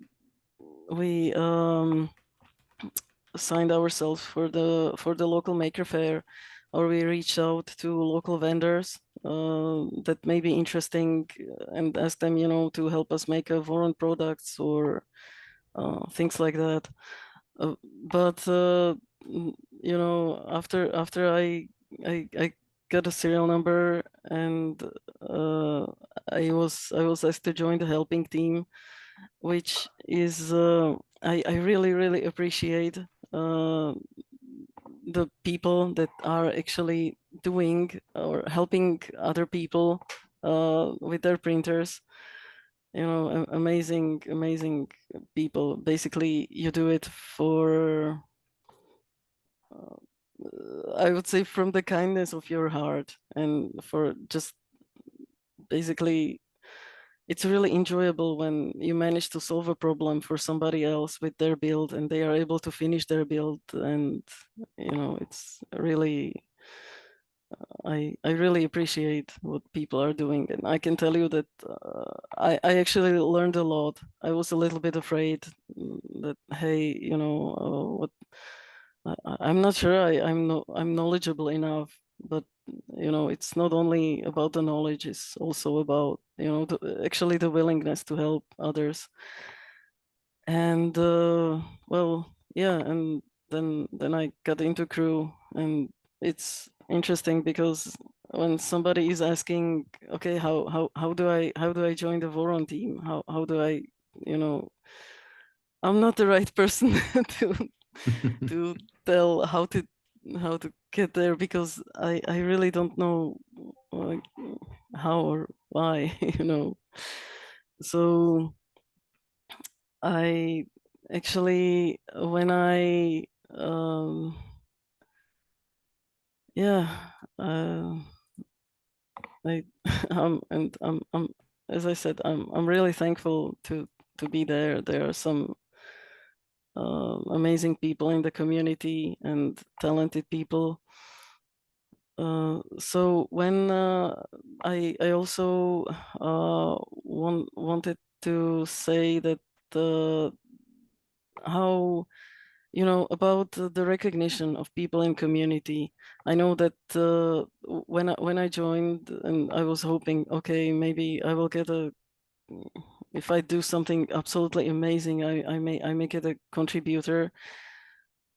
But I never considered participation in the community as some sort of, you know, climbing a corporate ladder. How to put it? As I said, I was doing many things even before I even got my serial number. So for me, it was much more important to just, you know, being there and helping. And sometimes it's just those little things that make life of other people easier, or you know, or introduce a Voron to more people or things like that. So when it comes to this kind of stuff, as I said, I'm probably not the right person to ask how to join the Voron team, because I myself don't know. So I'm trying to find my place, because there are extremely talented people, you know, CAD experts, electric people who are working with electronics, people who are designing printers or parts. I can CAD something. I can, you know, I'm not good with electronics, not at the level. I mean, I can connect things, you know. I learned to solder finally at my age. But yeah, so this is why I try at least help with these kind of things, you know, like the serial numbers and helping. Although I admit I haven't been working on help tickets as much recently as I used to. Yeah, so maybe that's why also I accepted the moderator role, even though I felt myself like, okay, is this going to be overwhelming for me? You know, can I think I am sometimes too nice to people. Like, will I be actually able to do this kind of stuff? Yeah, Lay down the answer hammer. is yeah. So yeah, this is how it is. And when it comes to recognition of other people or other community members, this is something that has been, you know, yeah, sometimes if I dare to say, it's sometimes difficult to recognize good community members, you know, because crew members or other or admins or us moderators, we are not everywhere in every channel. So sometimes it's hard for us to, you know, spot good people that can, you know, contribute to communities and so on. So I know that one of the team members is trying to work on something that would help at least, you know, recognize the good people that or people that are doing good things. And yeah, at least because there is always somebody, you know, in your local channel who is not active in other channels, but you know, occasionally puts up something good, some good mod or some good solution to your problem. So we would be very happy if people like this at least get, you know, recognized at least a little bit. Huh, So sounds great. yeah, It really sounds great. that's one of the things that you know, I know one of the members is working, and bless his heart that this is something that I think we need, because it's not only that there are bad people in the community, there are also a lot of good people in the community, and we would like to know about them. We would like to recognize them Yeah, and I think, better. you know, I think that's one of the things, you know, people like you and everyone else we've really talked to, you know, all have something in common, and it's just that um, sort of the giving to the community, the helpfulness, and those kinds of things that you don't really get everywhere. I totally think recognizing that, and I know if, you know, I could name people in our channel too that just are always answering people's questions or sending them, you know, helping them with their configs and stuff like that. That just, you And don't, it's an investment. it's sometimes the little things that make community, you know, look good. Like, for example, when you go somewhere else, I don't know, some unnamed Facebook group, and somebody asks a question and you get an answer, like you should, why are you here? You should know it. Hey, you know, or just Google it. Yep. That's it is an answer, but it is not a very good answer, I would say. Or so Where you it get really memes helps of people when you crying just, or whatever. Yeah. yeah, that's at least that's what I'm trying to do. That when somebody asks a question, okay, it is it this okay, hang on, let me find the link, or okay, let me find the diagram, you know. And these little steps that, okay, take a little bit of my time, just, you know, to grab the URL, but may actually save quite a ton of time on other people, you know, on the people who are seeking for help. Yeah. Like, just don't just say, yeah, Google it, but instead, provide the URL. These, as I said, these are the little things that may help. And yeah, what I really appreciate also about this community is that I many times are people asking the same questions, and I know there has been a huge influx of people, especially in the last like year or two, and asking the same questions, and people are relentlessly like, answering the same answers basically. So this is also something that is also great, which Yeah. I really appreciate. I've also seen, and I assume it sort of plays true on the general channels as well, but I feel like you get a cycling through of people too, that even though you're like, if you've been around for a while, I've seen this question 100 times, but you always have, I think the DIY nature of it, like you always have somebody that just did that. Like I just went through all my input shaping and Yep, like struggled yep. with everything. And like, they'll sit down and spend hours sometimes, I feel like, talking somebody else through it, because for them, it's not a question that like they're on the 80th time hearing, like, but it's the growth of the community, I think, and the just the way that I think the team generally has like supported that growth and like just encouraged good behavior. I feel like we're getting still answers, even, and they're new members a lot of times, that are being helpful now, which is fantastic. Yeah, it is true. And also one point about moderators and admins, we don't like to ban people, and we don't want to punish people. We want people to actually behave and actively participate in the community, and be members. So But I mean, it could be, there are those other communities out there. that's why rather we are looking for more ways how to streamline some actions, and how to make the interactions easier. For example, if you have noticed, there is these apps which have some bots. One of them is that like a bookmark, and you will get a reply from a bot that, hey, this is the message. And I started using it, and I find it really useful. Like somebody posts a mod, and I like it, so I just have the bot send me the URL instead of me pasting it somewhere in the browser bookmarks where they will get forever lost, or in a notepad or something like this.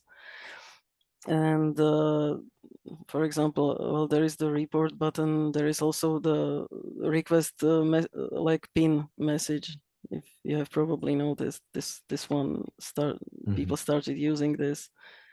If they find that something is really important that should be pinned, then we can take a look into this.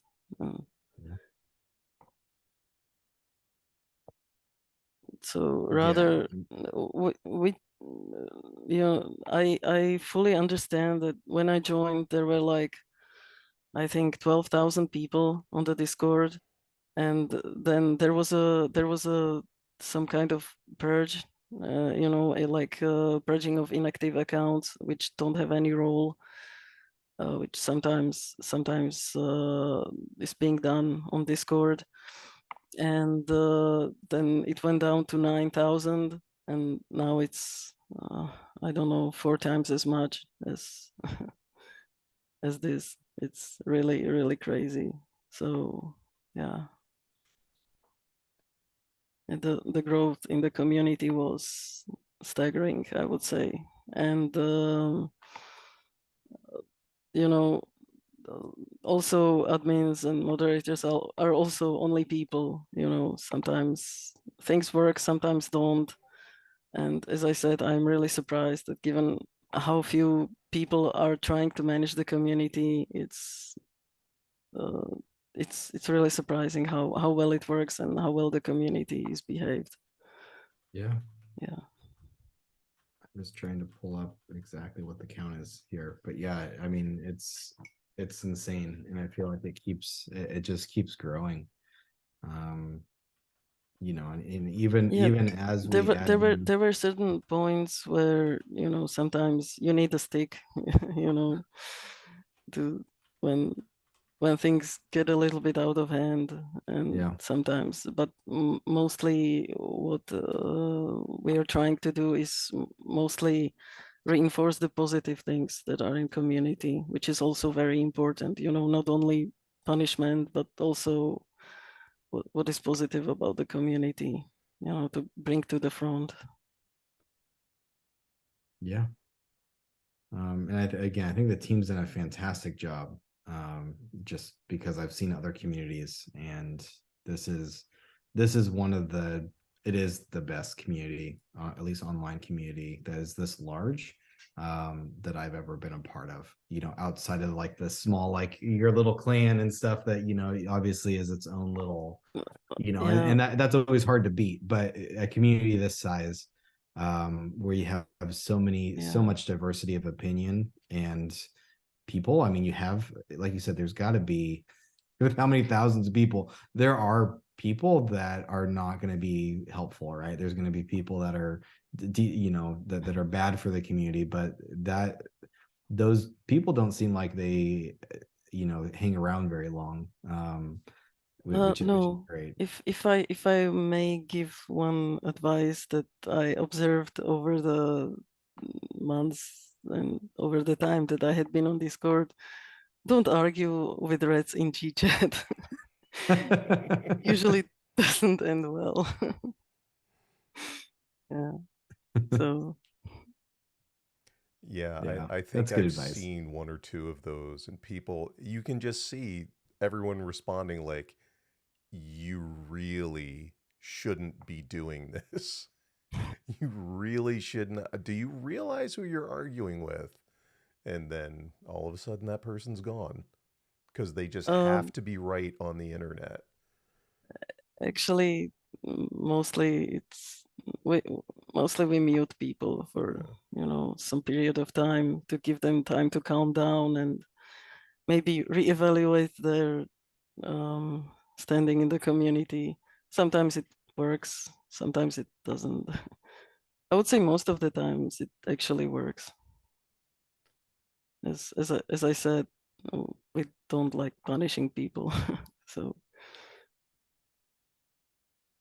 Yeah, and I mean, hopefully the group is mostly self-regulating. So if you do those things like mute, you know, it's they get it, and they either self-select themselves out of the group, or they, you know, they see mm, their error. Yeah. Well, yeah. I know that we have some trivia, and we usually do this sort of, you know, after we've done some discussion. Oh, okay. Yeah. I don't have the chat because, of course, I popped in like, you know, super late, but I think Alan does. Ooh. So typically we do gift cards, or we do a giveaway of prize or things like that. Um, Alan, how many trivia questions do we have? I have Well, hold on because I actually think I closed that pop out. Simi, So can you see? I have to get that Let me back. see. You should be able to click on the chat somewhere. Yeah, but I don't want the questions to show up on my Mhm. screen. Um, Oh, um, can you repost them? sure. Either that or maybe I can send it to you on a Discord.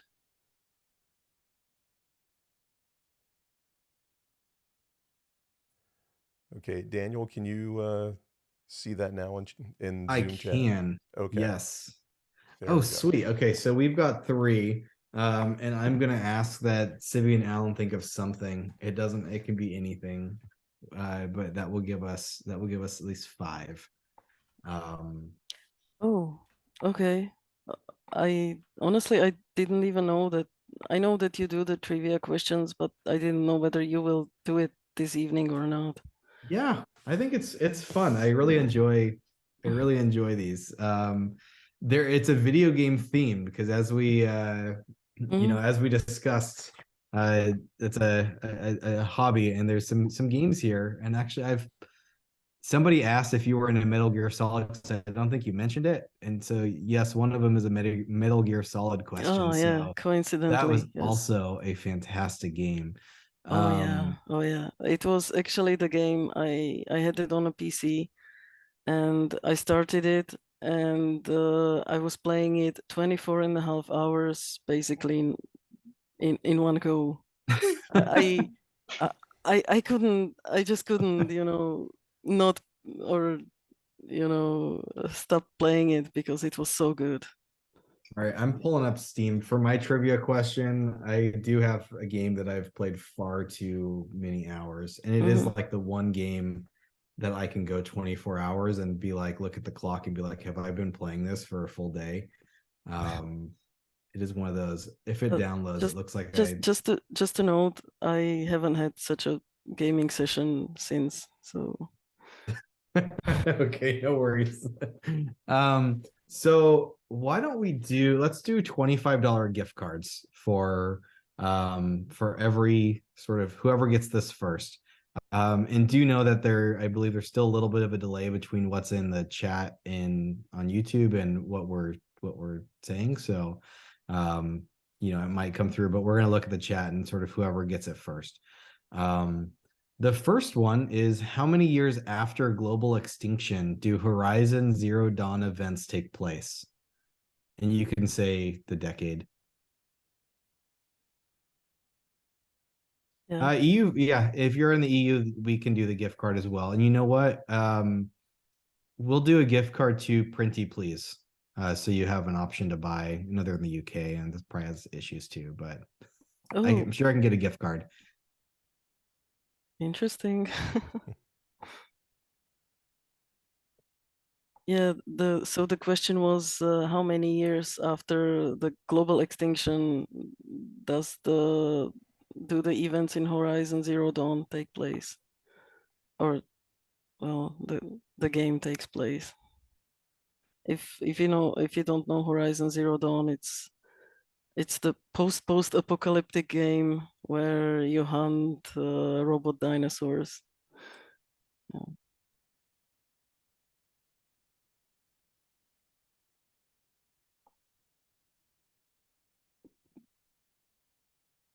Yeah. I see some numbers are coming in.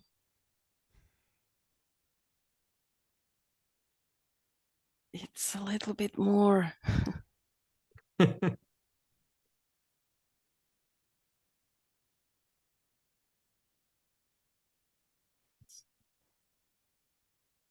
And I actually really like the premise of the game. So okay, it's not 20,000. It's not in thousands, I would say.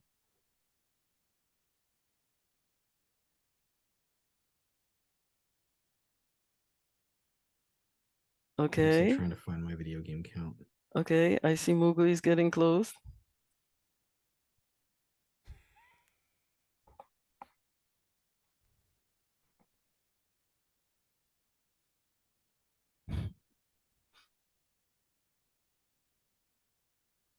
This one,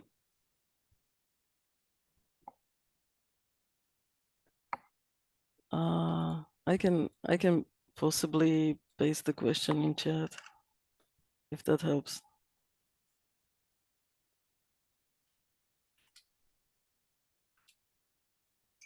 Yeah, I would say Mugu was getting really, really close.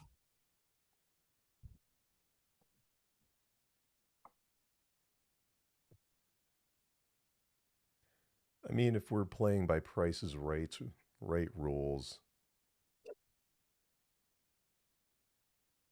he was closest without going over. Yeah.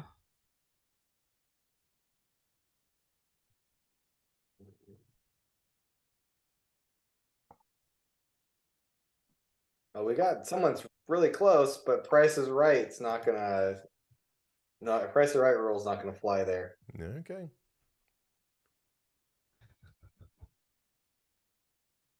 Now, Civi, is this the game that you like? Said that you Yeah, know and this I've one. I actually didn't know the exact number. I knew it was about that, but I didn't know the exact number, so I'll up myself. Well, I actually know the century or how many hundreds of years it was, but I didn't know the specific number, so I had to check this one well as well, like when Aloy was born and when was the event and when the game or when the game actually take place. Yeah, I feel like you have to pay like really close attention to dialogue to catch like any exact. I Mm-hmm. don't think they ever give you an exact number. I think you just have to do some math, right? Like based on the Actually, years. they do it. You can find it on many of the blogs or Oh, audio logs.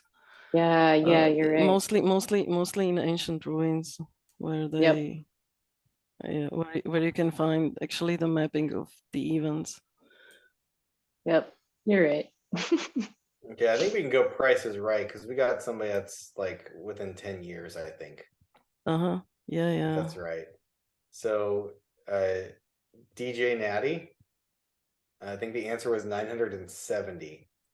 Yeah, that's the decade actually. It was like 972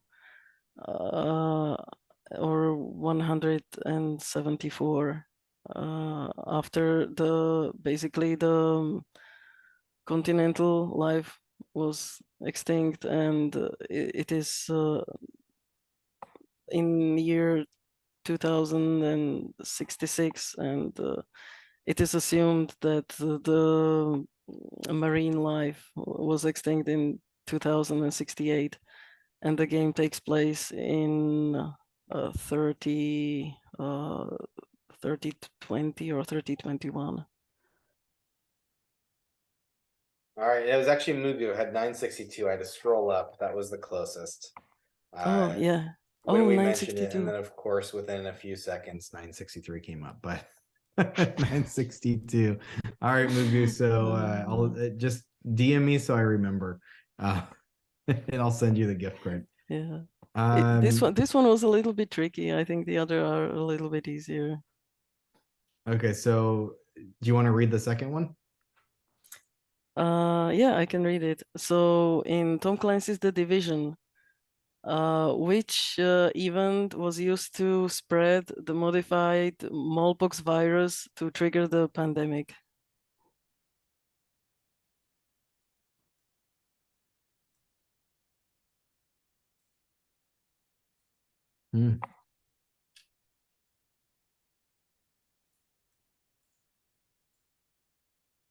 Seems like that would be the right kind of event. Yep. Making me sad that I basically stopped video gaming after the Atari 2600. And this was actually pretty surreal because we were playing a game that was taking place after a global pandemic, during a global pandemic. So like we were making jokes like, "Hey, global pandemic, we are ready." Yeah.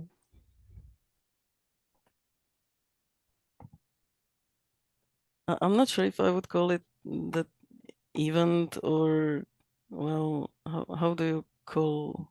What occasion? What I mean, it's yeah. There you go. There we go. Warren Jonas chat got it. It was Black Friday. Yep. Yep. Which is so sad. My first job was at Best Buy. Which is just and I just remember Black Fridays, and it always blew my mind. Just how people will camp out like a week before, to get a TV, Really? or Oh. whatever. It's crazy. I know it's not, I don't think it's like that in Europe. But here it's like a Not at all. shopping holiday. Like people, it's a fun thing for people.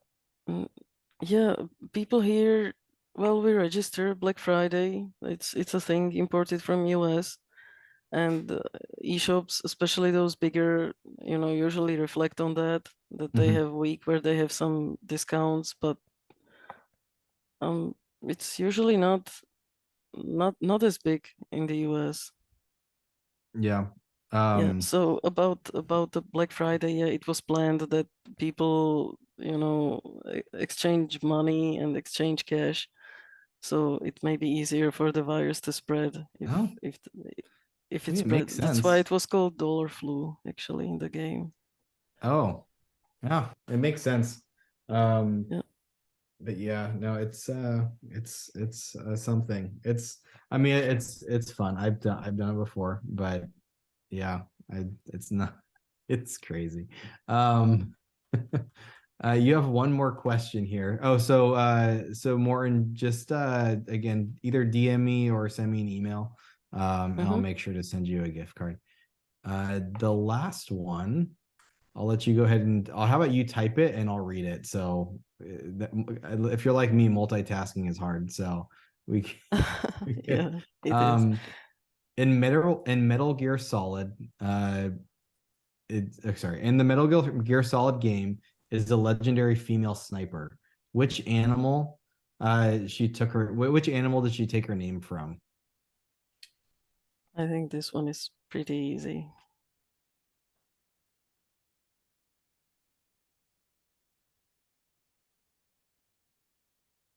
She's pretty legendary character on her own. I wouldn't have remembered, but yeah, I think if you're into the series.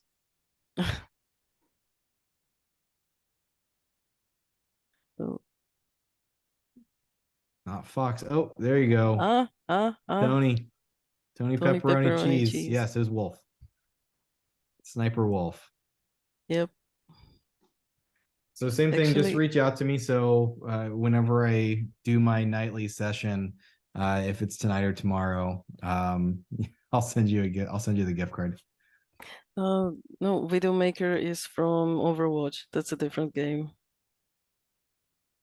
I do like Crab Yeah. Battle though.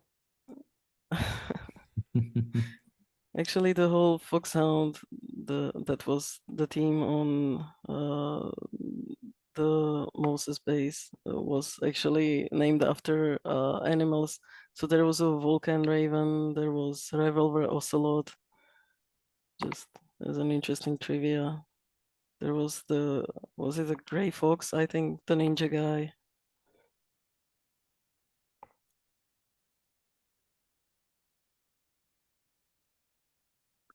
Civi Allen, who has a question they're ready for? Are you ready, Sydney? Yeah, I could do one. I All could right. do one unless you have one, Alan, that you really No, want to do. you go first. Okay. Since we're on video games, like, so there was a universally hated video game that came out, I want to say like 5 years ago, maybe 4 years ago for PS4. And I actually loved it. And I spent probably like 3 years playing that on and off. And it was sort of like super boring. I don't know how, and it was about space. Like, can anybody guess the game? I'm literally coming up with this on the spot. Sorry, y'all. Huh. Was it exclusive? What do you mean exclusive? Sorry. Like Was a it PlayStation PlayStation only? exclusive? Sony? That's a good. I think it was on Xbox too. I think. I'm Hmm. not sure. I never looked into it. Orc is a good guess, but Is I don't know it that one. part of a franchise? No, we already. It looks like somebody already got it. Tony. It was No Man's Sky.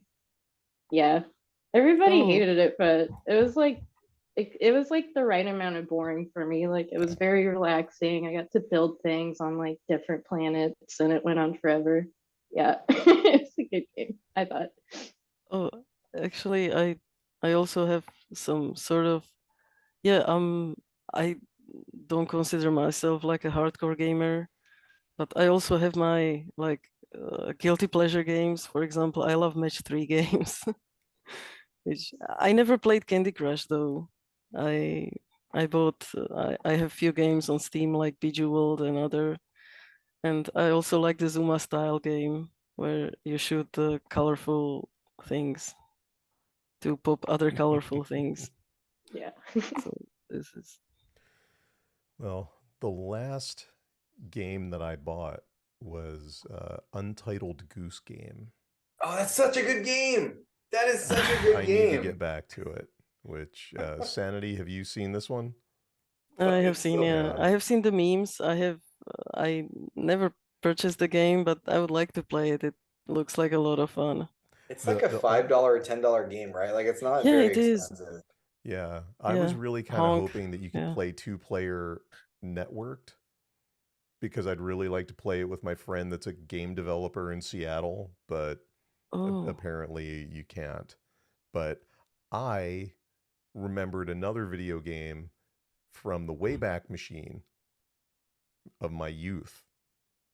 You know, Mhm. not going all the way back to the 2600, but so for my question, what is the name of the AI in the Marathon series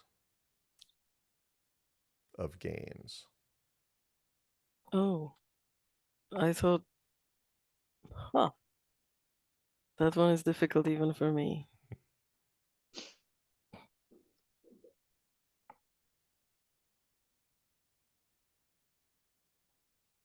I know the name of AI from System Shock, but Probably difficult because DJ Natty got it, Durandal. The oh, Marathon series was Macintosh specific yeah, by mechs were a not big here at all. a little company called Bungie that went on to make some Uh-huh. Halo game or something. But yes, it was Yeah. Durandal. And Yeah, my avatar is also from a little known company called It Software. They made a Commander Keen, which funny thing, I heard that they were originally supposed to be that they introduced to Nintendo that they can make their Mario port work on PCs, but Nintendo rejected it that they don't want a game on PCs, so they Mm. made a Commander Keen as a platformer with a smooth scrolling and everything because it was a big thing back then on PCs. Well, since we're on video games, so there is one video game that I spent thousands of hours on. Like, I mean, it probably 8 hours a day for 3 years, 10 hours a day for 3 a lot of hours. If you guys can name it, and you guys can ask for hints if you're on the Either chat or here, because that's a very broad question.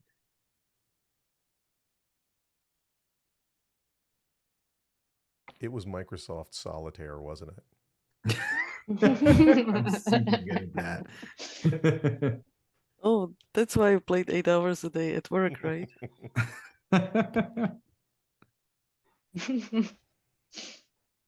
You know, the West 3D simulation, if it had been 3 years ago, I could have said that. No, World of Warcraft is actually close. I will tell you before World of Warcraft, because I knew after playing this game I would not drop World of Warcraft. So that was like my first good decision I ever made, was not getting into that. I would have been a different person. Wait, there is a 3D Minesweeper? No, That's a thing?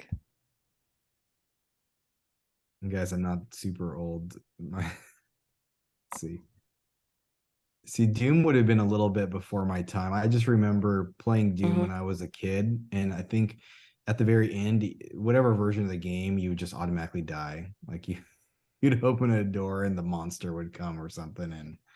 And Guild Wars is super good. It's not Guild Wars. I didn't play that one. I played another NCSoft game. You know, Trade Wars. Okay, there's a game very similar, I think, that I was super into. It was part of a company called 2 AM Games that went out of business, but they had such good games. And it was like a free online thing Hello about Kitty. 20 years ago. Yeah, like 25 Kitty years Island ago. Adventure. Good game. We're Good game. getting close. Diablo is a very good guess, and I'm gonna go ahead and just say yeah. So it was Diablo 2. Yeah. Okay, Fairy, you got it. So Yep. and I think with the delay in chat, that's a good one. So yeah, Diablo 2, I spent far too long. I had a level 98 Amazon, and I mean a few others like in the low 90s. I just spent far too much time on. See, It's such a fun game. I did try the newer Diablo, and I just couldn't get into it. But I was playing Diablo as well, Diablo 2, and yeah, my former work, we used to play it locally online, oh, cool. and but then Diablo 3 I played also. I went through basically all the characters, except I think the expansion ones, and yeah, I See, I have I it. like this And, type of it's games as well. maybe part of the issue is so by the way, email me or send me a DM, and I'll make sure that you get the gift card. That was a good guess. So Fairy Collider. But yeah, oh yeah, the guided arrow, totally. But yeah, no, the Diablo 3 I got on the PlayStation, and to be honest, I think that's what killed it. Like I played on the PC obviously for Diablo 2, and it was just different gameplay, I think. But anyway, very good game. I can go back and now I want to play some more, but I don't know if I can log into my Battle.net account anymore.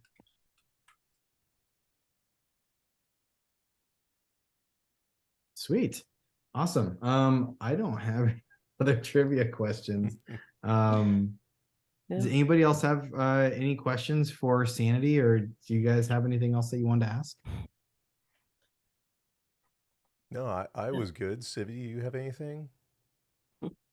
All of my questions got asked earlier, so I wish I had more. That's awesome. If you guys do have anything, please just send us a message. We'll find a way to make sure we pass it on, and Sandy, I'm sure will be available to answer any of those questions. Yeah. Yeah. It was you know, super nice. You know where you can find me. Right, all day, every day. It feels like it sometimes, I'm sure. And big thank you, by the way, for like basically skipping Nero's stream to hang out with us. It's super duper appreciated. Yeah, I hopefully they don't have bot infestation there. You'll have to catch up. I'm sure it's on right now, isn't it? I don't know, honestly. Oh, okay. But no, seriously. Civi, how warm is it in there? Oh, here, let me check. It's actually warmer than usual. Like I'm actually warm. Let's see. Yeah, it's 78. Do I know how Oh that my happened? goodness, Nope. 78. Yeah. You're roasting. Yeah, it's actually a little warm for me, even for me. But it's actually Yikes. pretty cold. How much I do have? 19. That's what, 25.5 Celsius. That's warm to keep your house. Sorry. I feel like. Yeah. What did you say your temperature was? You said it was pretty cold. Okay, it's 20.1 right now. Oh, okay. Degrees Celsius. Yeah, See, I'm doing this that's now. cold. I got the conversion for all you guys. We don't have the gas, you know. We have to save. Oh yeah. Just. Oh, but 68's comfortable. I feel like that's comfortable. You have a sweatshirt on. Yeah, I do. Not It's too bad. actually very, very nice. This is that's like my happy Nice temperature. That's sweatshirt. when my wife tells me that I need to turn it up a little bit, and I like pretend Yeah. I'm turning it up. Actually, my optimal temperature is like 23 degrees Celsius, 22, 23. So this is cold for me. Oh wow. But I just didn't turn up the heater. I forgot, and I didn't want to step away now. Nice. Oh, Well, that's definitely 17 weather. degrees. Come on. that's too cold. Yeah, I can't do it. I'm like a really happy, like it's got to be between, yeah, like 67, 60, yeah, I'd say 67 and 72. If it gets any hotter than that, 78, 25, I would be melting. I'm like a 20, I'm guessing it's like 21, 22 area. I'm like Mm, pretty happy with yeah. 20 to 21. But yeah, no, sorry. So you're gonna get that question every time, probably that one session with the massive scarf did it. I'm still waiting. This room just stays warm, but I might do it in the next room next time just so I can actually put on a scarf without melting. So we're gonna scarf at least one more time before it gets warm. Yeah, we've got time. Yeah. Well, again, I just want to thank you for taking the time, and I know, it's quite early in the morning, I think, for you. I think it's like 4:30, something like that. Wow. I mean the dedication, and I think you usually wake up early, right? It's not just for us. Actually, no. I usually wake up later. Oh, I also gosh, well, prefer when at work I take when we have shifts, like one starting at 7, then normal at 9, and one starts at 11. I usually take those that start at 11 because you I prefer don't know. sleeping in. It's better for me, and this was since my high school that it was easier for me to actually study during the night because it's quiet, everything is quiet, and another thing, then you are usually kind of sort of a little bit tired, but not too much that you cannot focus, but you are not full of energy to get easily distracted, and it's just you're just in the middle, the optimal zone where you are tired enough not to do other things yet still have enough energy to study. So, and I think this is also true when I do my work, or other things. So yeah. Yeah, I don't know. I think my old study days and things, it was more do things at night because I was procrastinating. Uh, yeah. But no, that's awesome. And it does look like I am looking. There is a Nero stream right now, by the way. So I know you like to see those. It's the V02 build part 2. Oh, easy. Oh, I see. But again, I want to thank you for taking the time. It's super awesome to have you. It's really awesome also to hear just your thanks. experiences. You're one of the people that I think probably, whether people know it or not, like you sort of have more like direct impact. I mean, especially doing like the serials and stuff for people, than I would think anybody else on the team. Not to like not I to honestly brag actually for you, but I think that's true. Never realized this. As I said, for me, it's doing something in community and finding my place among the crew. Well, it sounds like you have it, and I mean, as we've talked about having you on here, we get so many people that we're just so excited to actually have you and hear from you because maybe they haven't heard from you or seen from you before. So hopefully this is a good opportunity, and we'll post this too so other people can check it out afterwards, and hopefully Sure. this was great. I do apologize for jumping in late. I had something that came up today that just wasn't expected. Well, we've been going on for 2.5 hours. Yeah, and I was worried what am I going to talk about for hour. Well, you filled the space, and I mean it was a great conversation. I really do appreciate these, and Thank you. I just started reviewing these. Like the first two I actually didn't even watch, and then I watched the last one, so I'm gonna watch this one too, because I really enjoyed it also. Oh, So thank you. This was a great conversation. I really yeah. appreciate it. Thanks Yeah. for having me. I am a little bit stressed in front of I don't know even how many people are there right now on YouTube. So yeah, I have never been it's such a public event or Well, part it's of been great, and I've already got a couple DMs from people just saying how much they enjoyed the stream. So again, super appreciate it. I do remember though, we would be remiss not to ask because we're doing it every time. Who would you like to see on our next Meet the Maker series? Oh, really? I was mentioning it previously that I would like to see Kyle Hart, actually. Hart K. Okay, yeah. He's a I he's he's the man of tiny printers and PCBs. yes. Yeah, I think he's insanely rich guy from all the money he gets from selling the PCBs, right? Oh yeah, I bet, right? Definitely. Um, As He's we 100 always air. joke. So yeah. yeah, no, totally.